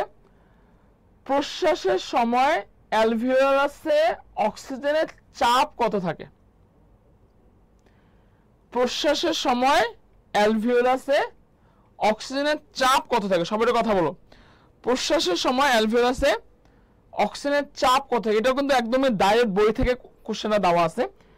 প্রশ্বাসের সময় অ্যালভিওলাসে দেখেন অক্সিজেনের চাপকে আমরা কি দ্বারা প্রকাশ করব? মিলিমিটার মার্কারি দ্বারা প্রকাশ করব, ঠিক আছে? তো প্রশ্বাসের সময় অ্যালভিওলাসে অক্সিজেনের চাপ আসলে কত থাকে? অবশ্যই চাপ থাকবে 104 মিলিমিটার মার্কারি থাকবে। তাই প্রশ্বাসের সময় অ্যালভিওলার অক্সিজেনের চাপ কত থাকতেছে? অবশ্যই 104 মিলিমিটার মার্কারি থাকবে, ঠিক আছে? ওকে। পরের কোশ্চেন দেখেন, যে কোশ্চেনটা আমাদের দিনাজপুর বোর্ড 2023 এ কোশ্চেনটা আসছিল। 2 ঘন্টা। পরের কোশ্চেন দেখেন, মানুষের বহিঃশ্বসনের ক্ষেত্রে কোন তথ্যটি সঠিক? মানুষের বহিঃশ্বসনের ক্ষেত্রে কোন তথ্যটি সঠিক? সবাইটা কথা বলি। সবাইটা কথা বলো। দেখেন মানুষের বহিঃশ্বসনের ক্ষেত্রে কোন তথ্যটি সঠিক? আচ্ছা আমি একটু যদি কথা বলি, মানুষের শ্বসন কিন্তু ভাই 2 ধরনের, একটা অন্তঃশ্বসন আর একটা বহিঃশ্বসন। যে শ্বসনটা শ্বসনতন্ত্রের মাধ্যমে সংগঠিত হবে সেই শ্বসনটাকে আমরা বহিঃশ্বসন বলবো, আর যে শ্বসনটা কোষে সংগঠিত হয় সেই শ্বসনটাকে আমরা অন্তঃশ্বসন বলবো। কোনটি সঠিক? এনজাইমের ভূমিকা আছে না? এটা অন্তঃশ্বসনের জন্য ভূমিকা। বহিঃশ্বসনের কোনো এনজাইমের কোনো পাত্তাই নেই। প্রধান উপপর্যায় ক্রেবস চক্র, এটা আমাদের অন্তঃপর্যায়ের জন্য গুরুত্বপূর্ণ। কোষের অভ্যন্তরে সংগঠিত, এটা আমাদের গুরুত্বপূর্ণ। শক্তি উৎপন্ন হয় না, হ্যাঁ এই তথ্যটা আমাদের সঠিক, আর বহিঃশ্বসনে কখনোই শক্তি উৎপন্ন হয় না। অন্তঃশ্বসন আপনারা পড়ছেন উদ্ভিদের শারীরতত্ত্ব যে চ্যাপ্টারটা, শ্বসন, ঠিক আছে, গ্লাইকোলাইসিস, এগুলো পড়ছেন। তো এই জায়গায় কিন্তু আমাদের কি উৎপন্ন হচ্ছে? শক্তি উৎপন্ন হচ্ছে। তাই কোন তথ্যটি সঠিক? অবশ্যই শক্তি উৎপন্ন হয় না। ক্লিয়ার? ওকে। পরের কোশ্চেন দেখেন, কুমিল্লা বোর্ড 2023 এ কোশ্চেনটা আসছিল। মানুষের মস্তিষ্কের কোন অংশে আপনার শ্বসন কেন্দ্রটা অনুপস্থিত? কি দেওয়া আছে? মানে মস্তিষ্কের কোন অংশে আপনার শ্বসন কেন্দ্র অনুপস্থিত? পন্সে কোন অংশে আমাদের শ্বসন কেন্দ্রটা অবস্থিত? মানে কোন অংশে আপনার শ্বসন কেন্দ্রটা অবস্থিত? কুমিল্লা বোর্ড 2023 এ কোশ্চেনটা আসছিল। মানুষের মস্তিষ্কে অনেকগুলো অংশ, সেরেবেলাম আছে, সেরেব্রাম আছে, মধ্য মস্তিষ্ক আছে, পন্স আছে। তো আমার কোশ্চেনটা হচ্ছে মস্তিষ্কের কোন অংশে, সবাই কথা বলি, মস্তিষ্কের কোন অংশে আমাদের শ্বসন কেন্দ্র অবস্থিত? অবশ্যই মাথায় রাখবেন মস্তিষ্কের যেই জায়গায় আমাদের শ্বসন কেন্দ্র অবস্থিত সেটা আমাদের পন্সে। ক্লিয়ার? এটা নিয়ে কোনো কনফিউশন থাকা যাবে না। পরে চলে আসছি আমরা ডায়াফ্রামের ক্ষেত্রে কোনটি প্রযোজ্য?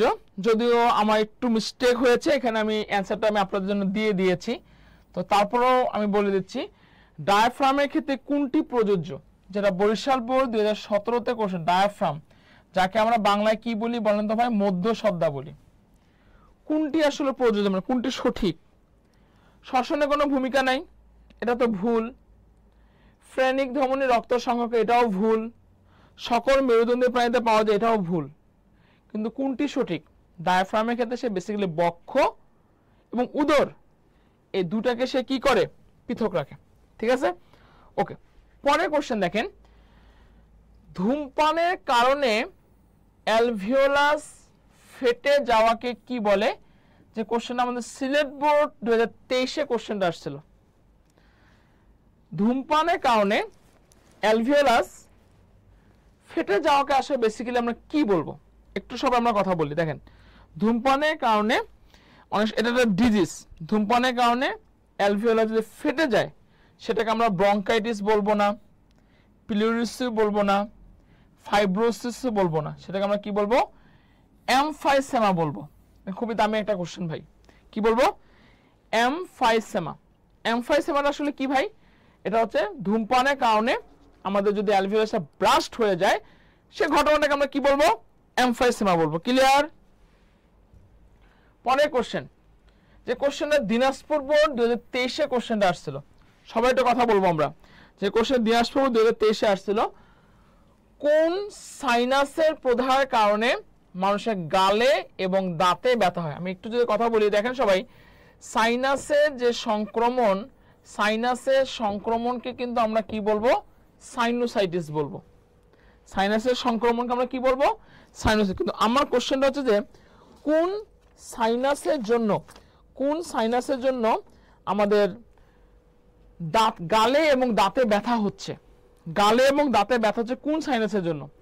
ফ্রন্টাল সাইনাসের জন্য মাথায় ব্যথা হচ্ছে, অ্যাথমোথের সাইডে মাথায় ব্যথা হচ্ছে, স্পেনোইডের জন্য আমাদের হেডেক হচ্ছে। কিন্তু এমন একটা সাইনাস, মানে একটা জিনিস মাথায় রাখবেন, অনেকে বলে দেখবেন যে আপনাদের ফ্রেন্ড সার্কেলের মধ্যে আপনাদের, হ্যাঁ আমার খুব সাইনাসের সমস্যা আছে। সাইনাসের মেন সিমটমসটা কিন্তু প্রচুর পরিমাণে হেডেক, মানে মাথা ব্যথা ভাই। কিন্তু এমন একটা সাইনাস আছে যে সাইনাসের কারণে আপনার গালে এবং দাঁতেও ব্যথা হচ্ছে। সেই সাইনাসটার নাম কি, সেই সাইনাসটার নাম হচ্ছে ম্যাক্সিলারি সাইনাস। ধন্যবাদ। ওকে, পরের কোশ্চেন, ওটাইটিস, ওটাইটিস মিডিয়া কোন অঙ্গের রোগ। যে কোশ্চেনটা কুমিল্লা বোর্ড 2022-এ কোশ্চেনটা আমাদের আসছে, ওটাইটিস মিডিয়া, ওটাইটিস মিডিয়া আসলে কোন অঙ্গের রোগ।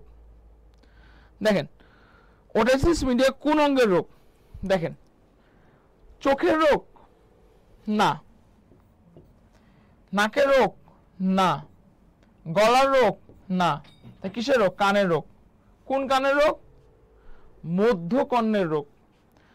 মধ্যকর্ণের সংক্রমণকে আমরা ওটাইটিস মিডিয়া বলি।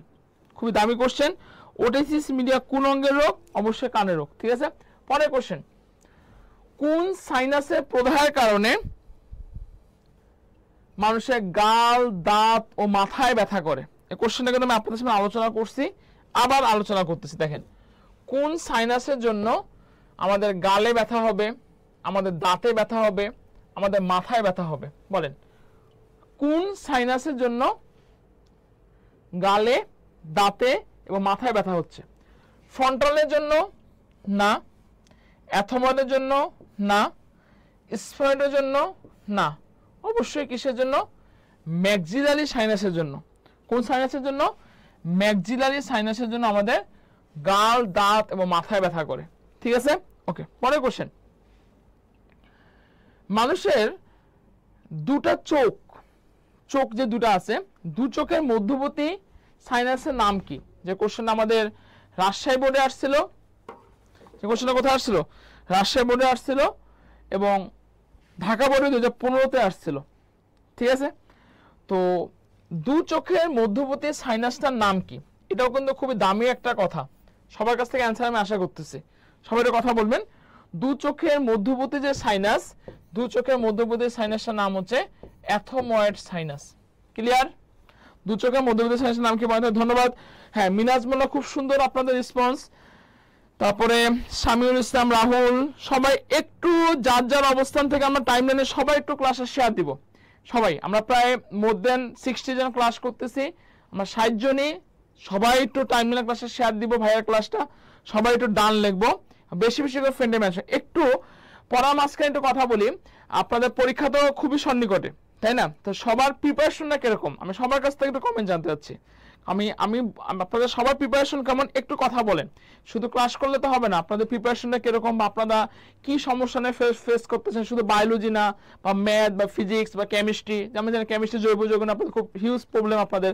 তো কার কি সমস্যা একটু সবাই কমেন্ট বক্সে জানাই দেন, সবাই একটু কথা বলবেন, যেহেতু কয়দিন পরে পরীক্ষা।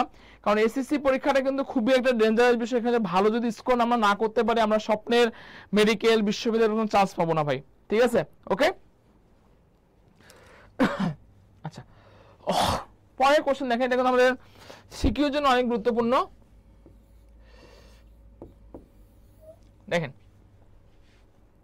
খুবই দামি একটা কোশ্চেন, উদ্দীপকে P পি ও কিউ এর গমনাগমন বর্ণনা করতে বলছে। কিছু অসচেতন মানুষের বদ অভ্যাস উদ্দীপক অঙ্গটির গ আর ঘটা কিন্তু পরীক্ষার জন্য ভাই অনেক বেশি গুরুত্বপূর্ণ, ঠিক আছে। ওকে, পরের কোশ্চেন দেখেন, এখান থেকেও গ ঘ ক খ থেকে গ ঘ এখান থেকে কোশ্চেন বেশি দিবে, আমি আপনাদের খুব সুন্দর করে দিয়ে দিয়েছি। নিচে প্রদর্শিত অঙ্গটির ক্ষুদ্রতম এককের গঠন ও কাজ ব্যাখ্যা করো। উদ্দীপকের চিহ্নটি এ চিহ্নিত যে অংশ আছে তা প্রত্যেকের উপায় বর্ণনা করতে বলছে, ঠিক আছে। ওকে, এরপরে এই চ্যাপ্টারটা নিয়ে কারো কোনো কোশ্চেন আছে কিনা একটু কথা বলবেন, আমি তার নেক্সট চ্যাপ্টারে চলে যাব। কারো কোনো কোশ্চেন আছে কিনা একটু কথা বলবেন।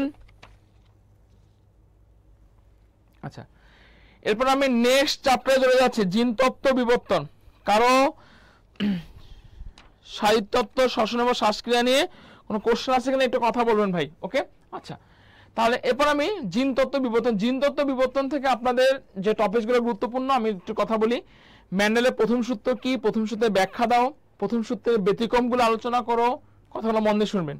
দ্বিতীয় সূত্র কি, দ্বিতীয় সূত্রের ব্যতিক্রমগুলো আলোচনা করো।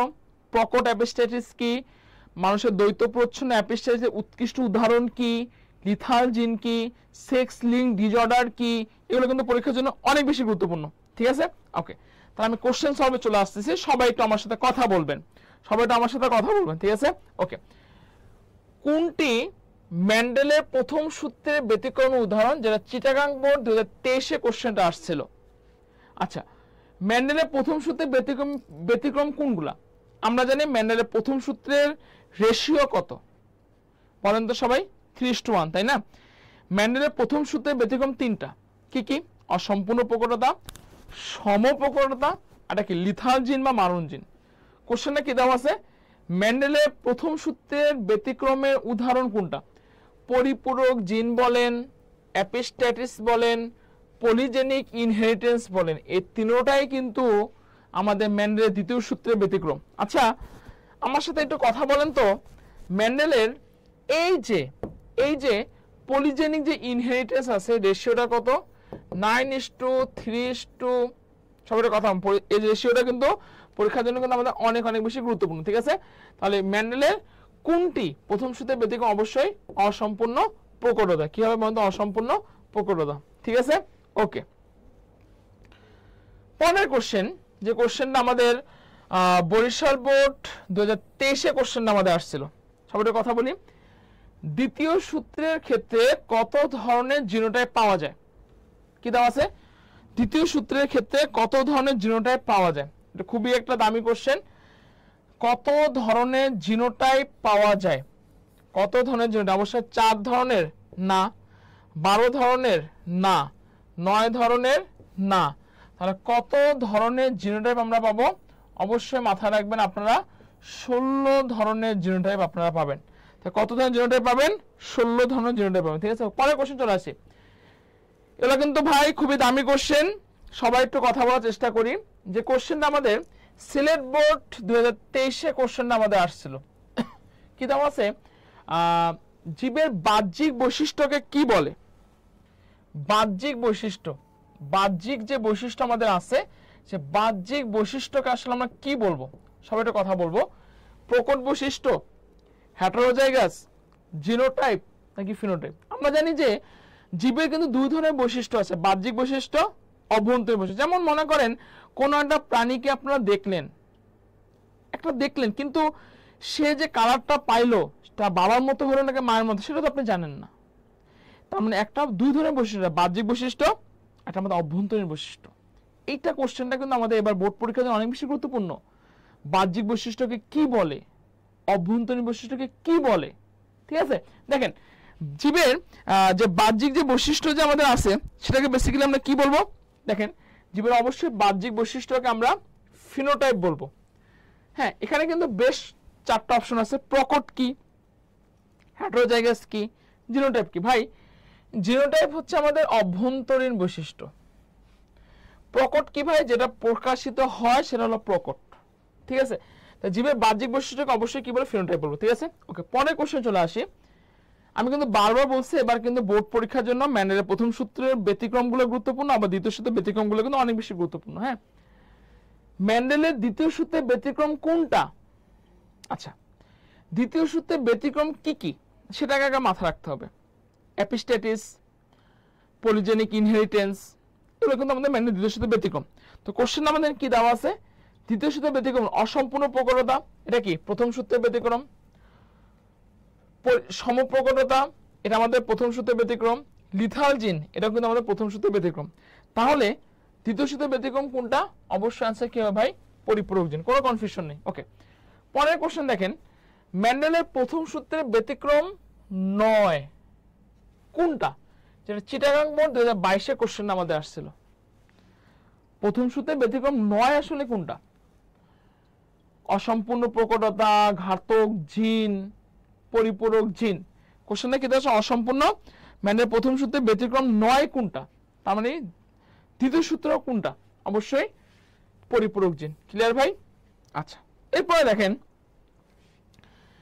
9:3:3:1, এটা কোন সূত্র ভাই?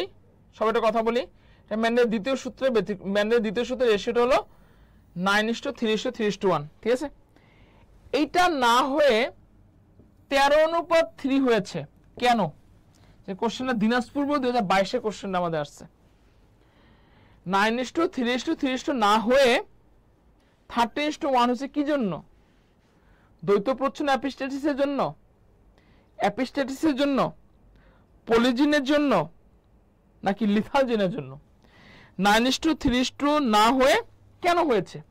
অবশ্যই মাথা রাখবেন, এটা এপিস্ট্যাটিসের জন্য হয়েছে। আচ্ছা, আমি এগুলো রেশিওগুলো যদি আমি আপনাদেরকে একটু এমসিকিউর জন্য যদি বলতে চাই, এগুলো কিন্তু মাথা রাখবেন। হ্যাঁ, দেখেন সবাই একটু, এখানে কি দেওয়া আছে? দ্বৈত প্রচ্ছন্ন এপিস্ট্যাটিস, ঠিক আছে? সবাই একটু নোট করেন, দ্বৈত প্রচ্ছন্ন এপিস্ট্যাটিসের অনুপাত কত? 9:7, ঠিক আছে? লিথাল জিনের কত ভাই? লিথাল জিনের কত বলেন তো? 2:1। এগুলো কিন্তু পরীক্ষার জন্য অনেক গুরুত্বপূর্ণ। হ্যাঁ, ওকে। পরের কোশ্চেন দেখেন, যে কোশ্চেন ঢাকা বোর্ড 2023 আসছিল। কোশ্চেনটা কি হবে? কোশ্চেনটা দেওয়া আছে, নিম্নের কোন ধরনের মিলনে সকল পুত্র সন্তান বর্ণান্ধ হবে? হ্যাঁ, পাপ্পু ভাইয়া কেমন আছেন? জি আলহামদুলিল্লাহ ভালো আছে। ওকে, আচ্ছা, পরের কোশ্চেন দেখেন, কোন ধরনের মানে ক্রস করার ক্ষেত্রে, বায়োলজিতে আসলে মিলনকে আমরা ক্রস বলি, কোন ধরনের মিলনে আমাদের কি হচ্ছে বলেন তো? কোন ধরনের মিলনে আমাদের হচ্ছে পুত্র সন্তানরা বর্ণান্ধ হবে? কিসের জন্য হচ্ছে? পিতা স্বাভাবিক, মা বর্ণান্ধ? এই কোশ্চেনগুলো কিন্তু বেসিক্যালি আমরা যখন ভর্তি পরীক্ষা দিব, এখান থেকে একটা কোশ্চেন কিন্তু আসে। বিশেষ করে জাহাঙ্গীরনগর ডি ইউনিট আছে, বিশেষ করে যারা সেকেন্ড টাইম যেন পরীক্ষা দিব, তারপর বিউপি আছে সেকেন্ড টাইমের জন্য পরীক্ষা, সেকেন্ড টাইমের জন্য কিন্তু অনেক আমরা পরীক্ষা দিব আমরা জানি। তো বিউপি আছে, তারপর হচ্ছে জাহাঙ্গীরনগর আছে। এই কোশ্চেনটা কিন্তু বিশেষ করে অনেক বেশি গুরুত্বপূর্ণ, পরীক্ষার মধ্যে আমাদের দেয়, আবার বোর্ড পরীক্ষার মধ্যে দেয়। মানে কোন ধরনের ক্রসের ফলে আপনার সকল পুত্র সন্তান আপনার কি হবে বর্ণান্ধ হচ্ছে? ঢাকা বোর্ড 2023 আসছিল। সবাই কথা বলি, কিসের জন্য হচ্ছে? আমাদের যদি পিতা স্বাভাবিক আর মা যদি বর্ণান্ধ হয়, তাহলে সকল পুত্র সন্তান বর্ণান্ধ হবে, ঠিক আছে? ওকে, সবাই একটু পরে কোশ্চেনটা দেখি, কোশ্চেনটা কি দেওয়া আছে। সবাই একটু কথা বলি, দেখেন তো কোশ্চেনটা আমাদের কি দেওয়া আছে। সবাই একটু কথা বলবেন, সবাই একটু কথা বলবেন। দেখেন পরে কোশ্চেনে কি দেওয়া আছে, মানুষের কোন ব্লাড গ্রুপটি সার্বজনীন গ্রহিতা? রাজশাহী বোর্ড 2023 কোশ্চেনটা আসছিল। সবাই একটু কথা বলবো, সবাই একটু কথা বলবো। হ্যাঁ, কোন গ্রুপটি সার্বজনীন? সবারই পারা উচিত। ধন্যবাদ অর্পিতা অর্পণাকে। কোন ব্লাড গ্রুপটি সার্বজনীন গ্রহিতা? এটা সবারই পারা উচিত, সবারই এই কোশ্চেন অ্যান্সারটা পারা উচিত। বলো, সাইফুল ইসলাম রাহুল অ্যান্সার করেছো। মানুষের কোন ব্লাড গ্রুপটি সার্বজনীন গ্রহিতা? অবশ্যই মাথা রাখবেন এবি, এবিটা হলো সার্বজনীন গ্রহিতা। রাজশাহী বোর্ড 2023 কোশ্চেনটা আসছে। ধন্যবাদ অর্পিতাকে। ওকে, পরের কোশ্চেন, যেটা কোশ্চেনটা বরিশাল বোর্ড 2023 কোশ্চেনটা আমাদের আসছিল। কোশ্চেনে কি দেওয়া আছে, কোন রোগটিকে রাজকীয় রোগ বলা হয়? রাজা বাদশাদের রোগ বলা হয় কাকে? বলেন সবাই, সবাই কথা বলেন, কাকে আমরা রাজকীয় রোগ বলি? কাকে আমরা রাজকীয় রোগ বলি? কোন রোগটাকে? মানে এটা আসলে একটা নাম। রাত কানাকাতে কখনো রাজকীয় রোগ বলা হয় না, বর্ণান্ধকাকে কখনো রাজকীয় রোগ বলা হয় না, মাসকুলার ডিস্ট্রফিকে আমরা রাজকীয় রোগ বলি না ভাই। তা রাজকীয় রোগ কোনটা? হিমোফিলিয়া, যেটা রক্ত তঞ্চন ঘটিত যে সমস্যা, এই সমস্যাগুলোর যে প্রবলেম সেটাকে আমরা হিমোফিলিয়া বলি ভাই। হ্যাঁ, সেটাকে আমরা কি বলবো? হিমোফিলিয়া বলবো। ঠিক আছে, সেটা আমি কি বলবো? হিমোফিলিয়া বলবো। তাহলে কোন রোগটিকে রাজকীয় রোগ বলা হয়? হিমোফিলিয়াকে রাজকীয় রোগ বলা হয়। ঠিক আছে, পরের কোশ্চেনে চলে আসি। 10 নম্বর কোশ্চেন সবারই পারা উচিত। বাবা ও মায়ের রক্তের গ্রুপ কোনটি হলে তাদের সন্তানদের রক্তের গ্রুপ সাথে কোনোভাবেই মিলবে না? কোশ্চেনটাকে বুঝেন, থিম বুঝেন। বায়োলজি মুখস্থ করলে হবে না ভাই, বায়োলজি মুখস্থ করলে হবে না। জিস্ট যদি না বুঝেন, বায়োলজি শুধু মুখস্থই করে যাবেন, নম্বর পাবেন, কিন্তু সামনে গিয়ে আটকায় যাবেন। ঠিক আছে ভাই? তো দেখেন যে কথাটা আমি বলতেছিলাম, তো বাবা ও মায়ের রক্তের গ্রুপ কোনটি হলে তাদের সন্তানদের রক্তের গ্রুপ সাথে কোনোভাবেই মিলবে না? অবশ্যই বাবা যদি এবি হয়, মায়ের যদি ও হয়, তাহলে তার সন্তানদের রক্ত কোনোভাবে আমাদের মিলতেছে না। ঠিক আছে, ওকে। পরের কোশ্চেন দেখেন, কোন প্রাণীর ক্ষেত্রে পুরুষ অপেক্ষা স্ত্রীতে একটি ক্রোমোজোম কম থাকে? যে কোশ্চেনটা বরিশাল বোর্ড 2023-এ কোশ্চেনটা আসছিল। সবাই কথা বলি, কোন প্রাণীর ক্ষেত্রে পুরুষ অপেক্ষা স্ত্রীতে একটি ক্রোমোজোম কম থাকে? সবাই কথা বলি, কোন প্রাণীর ক্ষেত্রে? দেখেন, তো অবশ্যই অ্যান্সার হবে আমাদের ঘাসফড়িং এর ক্ষেত্রে। ঠিক আছে, কারণ আমাদের এক্স এক্স আর এক্স ও মানে অমিট, ও মানে কি অমিট, একটা ক্রোমোজোম কম থাকে। পুরুষ অপেক্ষা স্ত্রীতে একটা ক্রোমোজোম কম থাকে কার? ঘাসফড়িং এর। ঠিক আছে, ওকে। পরের কোশ্চেন চলে আসি, যেটা সিলেট বোর্ড 2023-এ কোশ্চেনটা আসছিল। সবার কাছ থেকে অ্যান্সার জানতে চাচ্ছি। আরএস পজিটিভের জিনোটাইপ কোনটি? দেখি কি অ্যান্সার করতে পারেন, বলেন। আরএস পজিটিভের জিনোটাইপ কোনটি? সবাই কথা বলবেন, আরএস পজিটিভের জিনোটাইপ কোনটি? দেখেন, আরএস পজিটিভের জিনোটাইপ কোনটি? সিডিই আরএস পজিটিভ জিনোটাইপ না, সিডিডি এটাও না, এটাও আমাদের না। তাহলে কোনটা? এই সিডিই, এটা আরএস পজিটিভের জিনোটাইপ। সবাই একটা অ্যান্সার করি আমরা, এবং যার যার অবস্থান থেকে একটু সবাই টাইমলাইনে আমরা ক্লাসটা শেয়ার করব, এবং সবাই বেশি বেশি করে ফ্রেন্ডের মেনশন করব। ভাই দেখেন, পরের কোশ্চেন চলে আসে। দেখেন, এটা বিবর্তন থেকে আমি কোশ্চেনগুলো দিয়েছি, তাই বিবর্তন থেকে আমরা কিন্তু প্রায় সময় স্কিপ করে যাই। স্কিপ করা যাবে না ভাই, ওগুলো পরীক্ষার মধ্যে দিবে। ঢাকা বোর্ড 2023-এ কোশ্চেনটা আসছিল, পরিব্যক্তি কে মতবাদটা কে দেয়? মানে একটা মতবাদ আছে, মতবাদটা কে দেয়? সবাই কথা বলবো। হ্যাঁ, অর্পিতা, অর্পণা, একটু সবাই কথা বলবো আমরা। ভাইজম্যান, ডারউইন, ল্যামার্ক নাকি ভ্রিস? পরিব্যক্তি যে মতবাদটা, এই থিওরিটা বেসিক্যালি কে দেয়? অবশ্যই মাথায় রাখবেন, এই মতবাদটা বিজ্ঞানী ভ্রিস দেয়। কে দেয় ভাই? বিজ্ঞানী ভ্রিস দেয়। হ্যাঁ, ওকে। পরের কোশ্চেনে চলে আসি।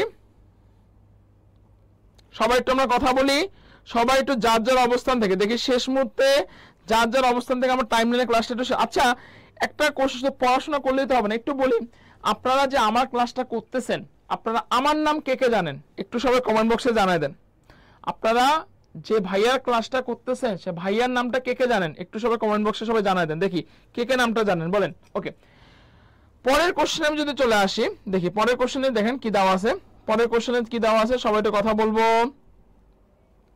পরের কোশ্চেন দেওয়া আছে, কোন বিজ্ঞানী প্রাণী জগৎকে মেরুদণ্ডী ও অমেরুদণ্ডী এই দুই ভাগে বিভক্ত করেন? সবাই একটু কথা বলি আমরা। কি কোশ্চেনটা দেওয়া আছে? কোন বিজ্ঞানী, মানে এমন একজন বিজ্ঞানী আছে যে বিজ্ঞানী প্রাণী জগৎকে মেরুদণ্ডী আর অমেরুদণ্ডী সে দুই ভাগে সে ভাগ করে। কে, কোন বিজ্ঞানী আসলে ভাগ করে? বলো, কোন বিজ্ঞানী ভাগ? আমি সবার কাছ থেকে কমেন্ট জানতে চাচ্ছি, কোন বিজ্ঞানী মেরুদণ্ডী অমেরুদণ্ডী? ঠিক আছে, কোন বিজ্ঞানী প্রাণী জগৎকে মেরুদণ্ডী ও অমেরুদণ্ডী দুই ভাগে বিভক্ত করেন? অবশ্যই বিজ্ঞানী ল্যামার্ক। ঠিক আছে, সবার কাছ থেকে জানতে চেয়েছিলাম। ওকে, পরের কোশ্চেন দেখেন, নিকট সম্পর্কিত জীবগোষ্ঠী ভিন্ন পরিবেশে বসবাসের ফলে তাদের মধ্যে যে বিবর্তন ঘটে তাকে কি বলা হয়?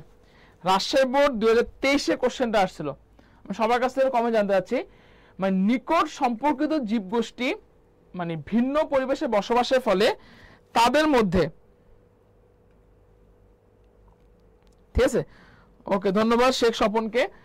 নিকট সম্পর্কিত জীবগোষ্ঠী, সবাই কথা বলে, নিকট সম্পর্কিত জীবগোষ্ঠী ভিন্ন পরিবেশে বসবাসের ফলে তাদের মধ্যে যে বিবর্তন ঘটে তাকে বেসিক্যালি আমরা কি বলবো? অবশ্যই অপসারী বলবো। কি বলবো ভাই?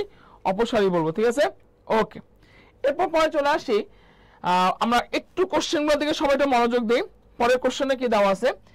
ব্যক্তিজনী জাতিজনী পুনরাবৃত্তি ঘটায়, ব্যক্তিজনী জাতিজনী পুনরাবৃত্তি ঘটায় এই তত্ত্বটির প্রবক্তাকে, যেটা চিটাগাং বোর্ড 2023 কোশ্চেনটা আমাদের আসছিল।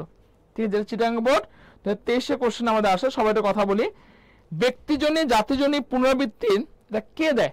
দেখেন এই যে কে কি মতবাদ দেয় ভাই, আমি যে মতবাদগুলো আমি আপনাদের সামনে আলোচনা করতেছি এগুলো কিন্তু বোর্ড পরীক্ষার জন্য অনেক বেশি গুরুত্বপূর্ণ। হ্যাঁ, তো কোশ্চেনটাকে যে ব্যক্তিজনী জাতিজনী পুনরাবৃত্তি মতবাদকে বিজ্ঞানী হ্যাকেল দেয়, এগুলা একবারে ঠোঁটের কিনারায় রাখতে হবে।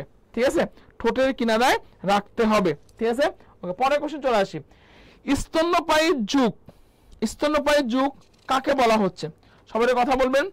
স্তন্যপায়ী যুগ মানে কোন যুগটাকে আসলে আমরা স্তন্যপায়ী যুগ বলবো? যেটা আমাদের বরিশাল বোর্ডে 2023 কোশ্চেনটা আসছিল। সবাই কথা বলি, স্তন্যপায়ীদের যুগ কাকে বলবো বলেন তো? আর্কিজোয়িককে বলবো? না। প্রোটোরেজোয়িক বলবো? না। মেসোজোয়িককে বলবো? না। তাহলে কাকে বলবো? সিনোজোয়িককে বলবো আমরা। কি বলবো? স্তন্যপায়ী যুগ। স্তন্যপায়ী যুগ কাকে বলবো? কাকে বলবো? এই কোশ্চেনটা কিন্তু আপনাদের বোর্ড পরীক্ষার জন্য ভাই অনেক বেশি গুরুত্বপূর্ণ, অনেক বেশি গুরুত্বপূর্ণ। ঠিক আছে, ওকে। লাস্ট কোশ্চেন, প্রজাপতি ডানায়ের সমবৃত্তির অঙ্গ কোনটি? সবাই একটা কথা বলবেন, বলেন। প্রজাপতি ডানায়ের সমবৃত্তীয় অঙ্গ কোনটা? সবাই একটা কথা। ধন্যবাদ অর্পিতাকে। প্রজাপতি ডানায়ের সমবৃত্তীয় অঙ্গ কোনটি? দেখেন, সমবৃত্তির অঙ্গ টিমির ক্লিপার না, মানুষের হাত না, বিড়ালের অগ্রপথ না। অ্যান্সার কি হবে ভাই? পাখির ডানা। এই যে যে কয়টা কোশ্চেন আমি আপনাদের সামনে আলোচনা করলাম, এই কয়েকটা কোশ্চেন কিন্তু আমাদের ভাই এমসিকিউর জন্য অনেক বেশি গুরুত্বপূর্ণ। ঠিক আছে, অনেক বেশি গুরুত্বপূর্ণ। ওকে, এরপরে আমি জাস্ট কোশ্চেন কয়টা নিয়ে আপনাদের সামনে আলোচনা করব, বিশেষ করে সিকিউ কোশ্চেন নিয়ে আপনাদের সামনে আলোচনা করব। সিকিউ থেকে অনেক সময় কি ধরনের কোশ্চেন দিতে পারে, যেমন দেখেন, মিস্টার সোহেল একজন স্বাভাবিক পুরুষ, তিনি সম্প্রতি শিলা নামক মহিলার সাথে বিবাহ বন্ধনে আবদ্ধ হয়েছে। অপরদিকে মিসেস রবিন ও মিসেস ফাতেমা উভয় জন্মগতভাবে মুখবধির। ঠিক আছে, আচ্ছা, খুব ভালো কথা। এখানে ক খ কি দেওয়া আছে? এপিস্ট্যাটিস কি, টেস্ট ক্রস ব্যাক ক্রস কি, মিস্টার সোহেল আর মিস্টার শিলা দম্পতির প্রথম বংশধরের ফিনোটাইপিক অনুপাত আলোচনা করো। তার মানে কি, মিস্টার সোহেল একজন স্বাভাবিক পুরুষের সাথে হিমোফিলিয়া বাহক মহিলার মধ্যে বিয়ে হলে F1 এর ক্ষেত্রে কি হবে সেই রেশিওটা আমাদের এখানে আলোচনা করতে বলছে, গড় মধ্যে আলোচনা করতে বলছে। পরের কোশ্চেন কি দেওয়া আছে? উদ্দীপকের দ্বিতীয় দম্পতির F2 জনুর ফিনোটাইপিক অনুপাত বিশ্লেষণ করে। সেম কথা এখানে বলা আছে। মিস্টার রবিন, তার মানে কি, যদি মুখ বধির ছেলেদের মেয়েদের সাথে বিয়ে হয় তাহলে সেক্ষেত্রে কি হবে সেটা নিয়ে আপনাদের সামনে এখানে আলোচনা করতে বলছে। ক্লিয়ার? এই টাইপের কোশ্চেনগুলো কিন্তু পরীক্ষার জন্য ভাই আমাদের অনেক বেশি গুরুত্বপূর্ণ। ওকে, এরপরে দেখেন আমাদের এখানে কি দেওয়া আছে? লাল ফুল দেওয়া আছে, সাদা ফুল দেওয়া আছে। F1 এর ক্ষেত্রে সবগুলা লাল ফুল হচ্ছে, কিন্তু F2 এর ক্ষেত্রে লাল ফুল না হয়ে আমাদের কি ফুল হচ্ছে? গোলাপি ফুল হচ্ছে, গোলাপি ফুল হচ্ছে। ঠিক আছে, এই ধরনের যে ঘটনাগুলো আছে, এই ধরনের ঘটনাগুলোকে আমরা কি বলি বলেন তো? এই ধরনের ঘটনাগুলোকে আমরা কি বলবো? অসম্পূর্ণ প্রকটতা বলবো। এই ধরনের যে ঘটনাগুলো আমাদের আছে, এই ধরনের ঘটনাগুলোকে আমরা কি বলবো? অসম্পূর্ণ প্রকটতা বলবো। কি বলবো? অসম্পূর্ণ প্রকটতা। ঠিক আছে, এই ধরনের ঘটনাকে আমরা কি বলবো?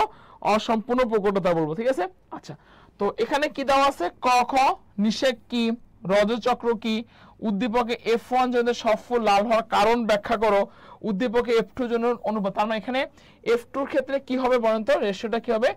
1:2:1 হবে। ক্লিয়ার? এটা কিন্তু পরীক্ষার জন্য ভাই অনেক অনেক বেশি গুরুত্বপূর্ণ। ওকে, এরপরে শেষ।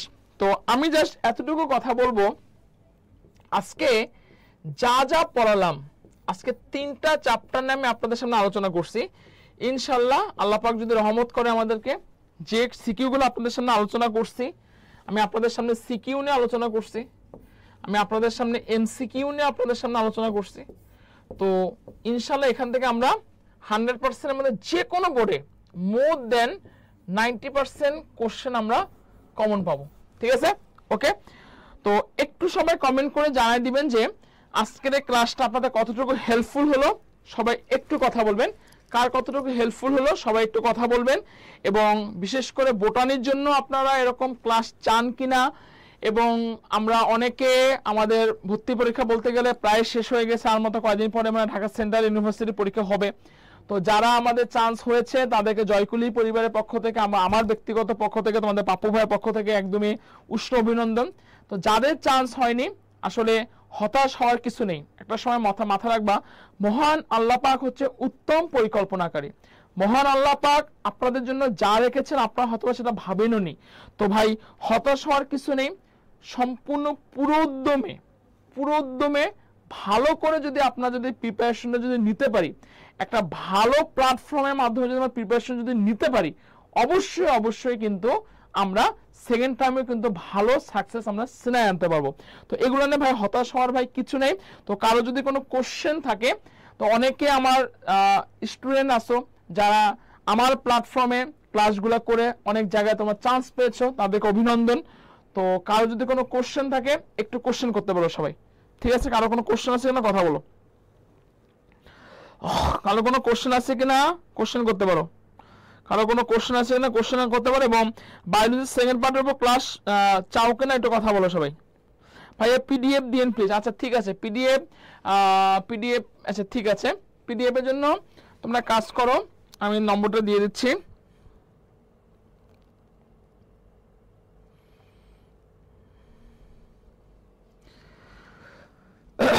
ঠিক আছে, ওকে, এই নম্বরে কথা বললো।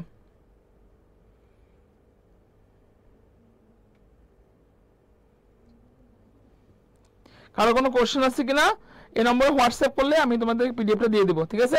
ওকে,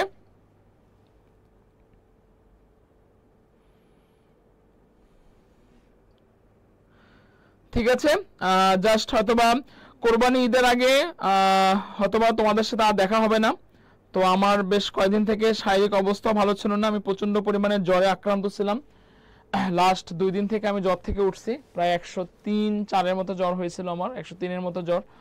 তো সবাই সাবধানে থাকবেন আপনারা, কারণ এই সিজনটা বেশি ভালো না, সবারই জ্বর হচ্ছে, বিশেষ করে ভাইরাস জনিত জ্বরগুলো আমাদের হচ্ছে। সবাই একটু আমাদের সাবধানে থাকতে হবে।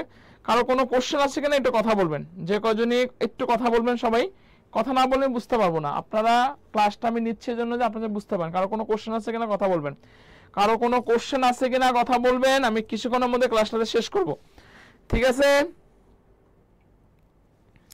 কারো কোনো কোশ্চেন থাকলে কথা বলুন, সবাই সাবধানে থাকবেন। বিশেষ করে যারা আমরা এসএসসি পরীক্ষার্থী 2025-এ, তো তাদের কিন্তু ভাই ঈদ জীবনে অনেক আসবে, তো একটু ভালো করে পড়াশোনা করবেন, শেষ সময় ভালো করে রিভিশনগুলো দিবেন। আমি একটা কোশ্চেন করছিলাম আপনাদেরকে, সেটা হচ্ছে যে বায়োলজির সেকেন্ড পার্টের উপরে এরকম এসএসসির জন্য ক্লাস চান কিনা, একটু সবাই কথা বলবেন। সবার কাছে একটু কমেন্ট জানতে যাচ্ছি, সবার কাছে একটু কমেন্ট জানতে যাচ্ছে, কথা শুনতে যাচ্ছি, ঠিক আছে? কারো কোনো কোশ্চেন আছে কিনা কথা বলবেন। আচ্ছা ঠিক আছে, আশা করি কারো কোনো কোশ্চেন নেই। তো সবাইকে সামনে যে পবিত্র ঈদুল আজহা, সে পবিত্র ঈদুল আজহার সবাইকে শুভেচ্ছা আমার তরফ থেকে, এবং জয়কলি পরিবারের পক্ষ থেকে, এবং জয়কলি পাবলিকেশনের পরিবারের পক্ষ থেকে, জয়কলি একাডেমির পক্ষ থেকে, আমার তরফ থেকে। তো হ্যাঁ, অবশ্যই শেখ স্বপন খুব ভালো একটা কথা বলেছো। হ্যাঁ, যারা সেকেন্ড টাইম তারা ভালো কিছু করতে চাইলে অ্যাডমিট হতে অবশ্যই, ইনশাল্লাহ। ঠিক আছে, খুব ভালো একটা কথা শেখ স্বপন। ওকে, ঠিক আছে। তো সবাই ভালো থাকবা, সাবধানে থাকবা, সবার জন্য ঈদের শুভেচ্ছা হলো, ঈদ মোবারক, ঠিক আছে? তো শেখ স্বপন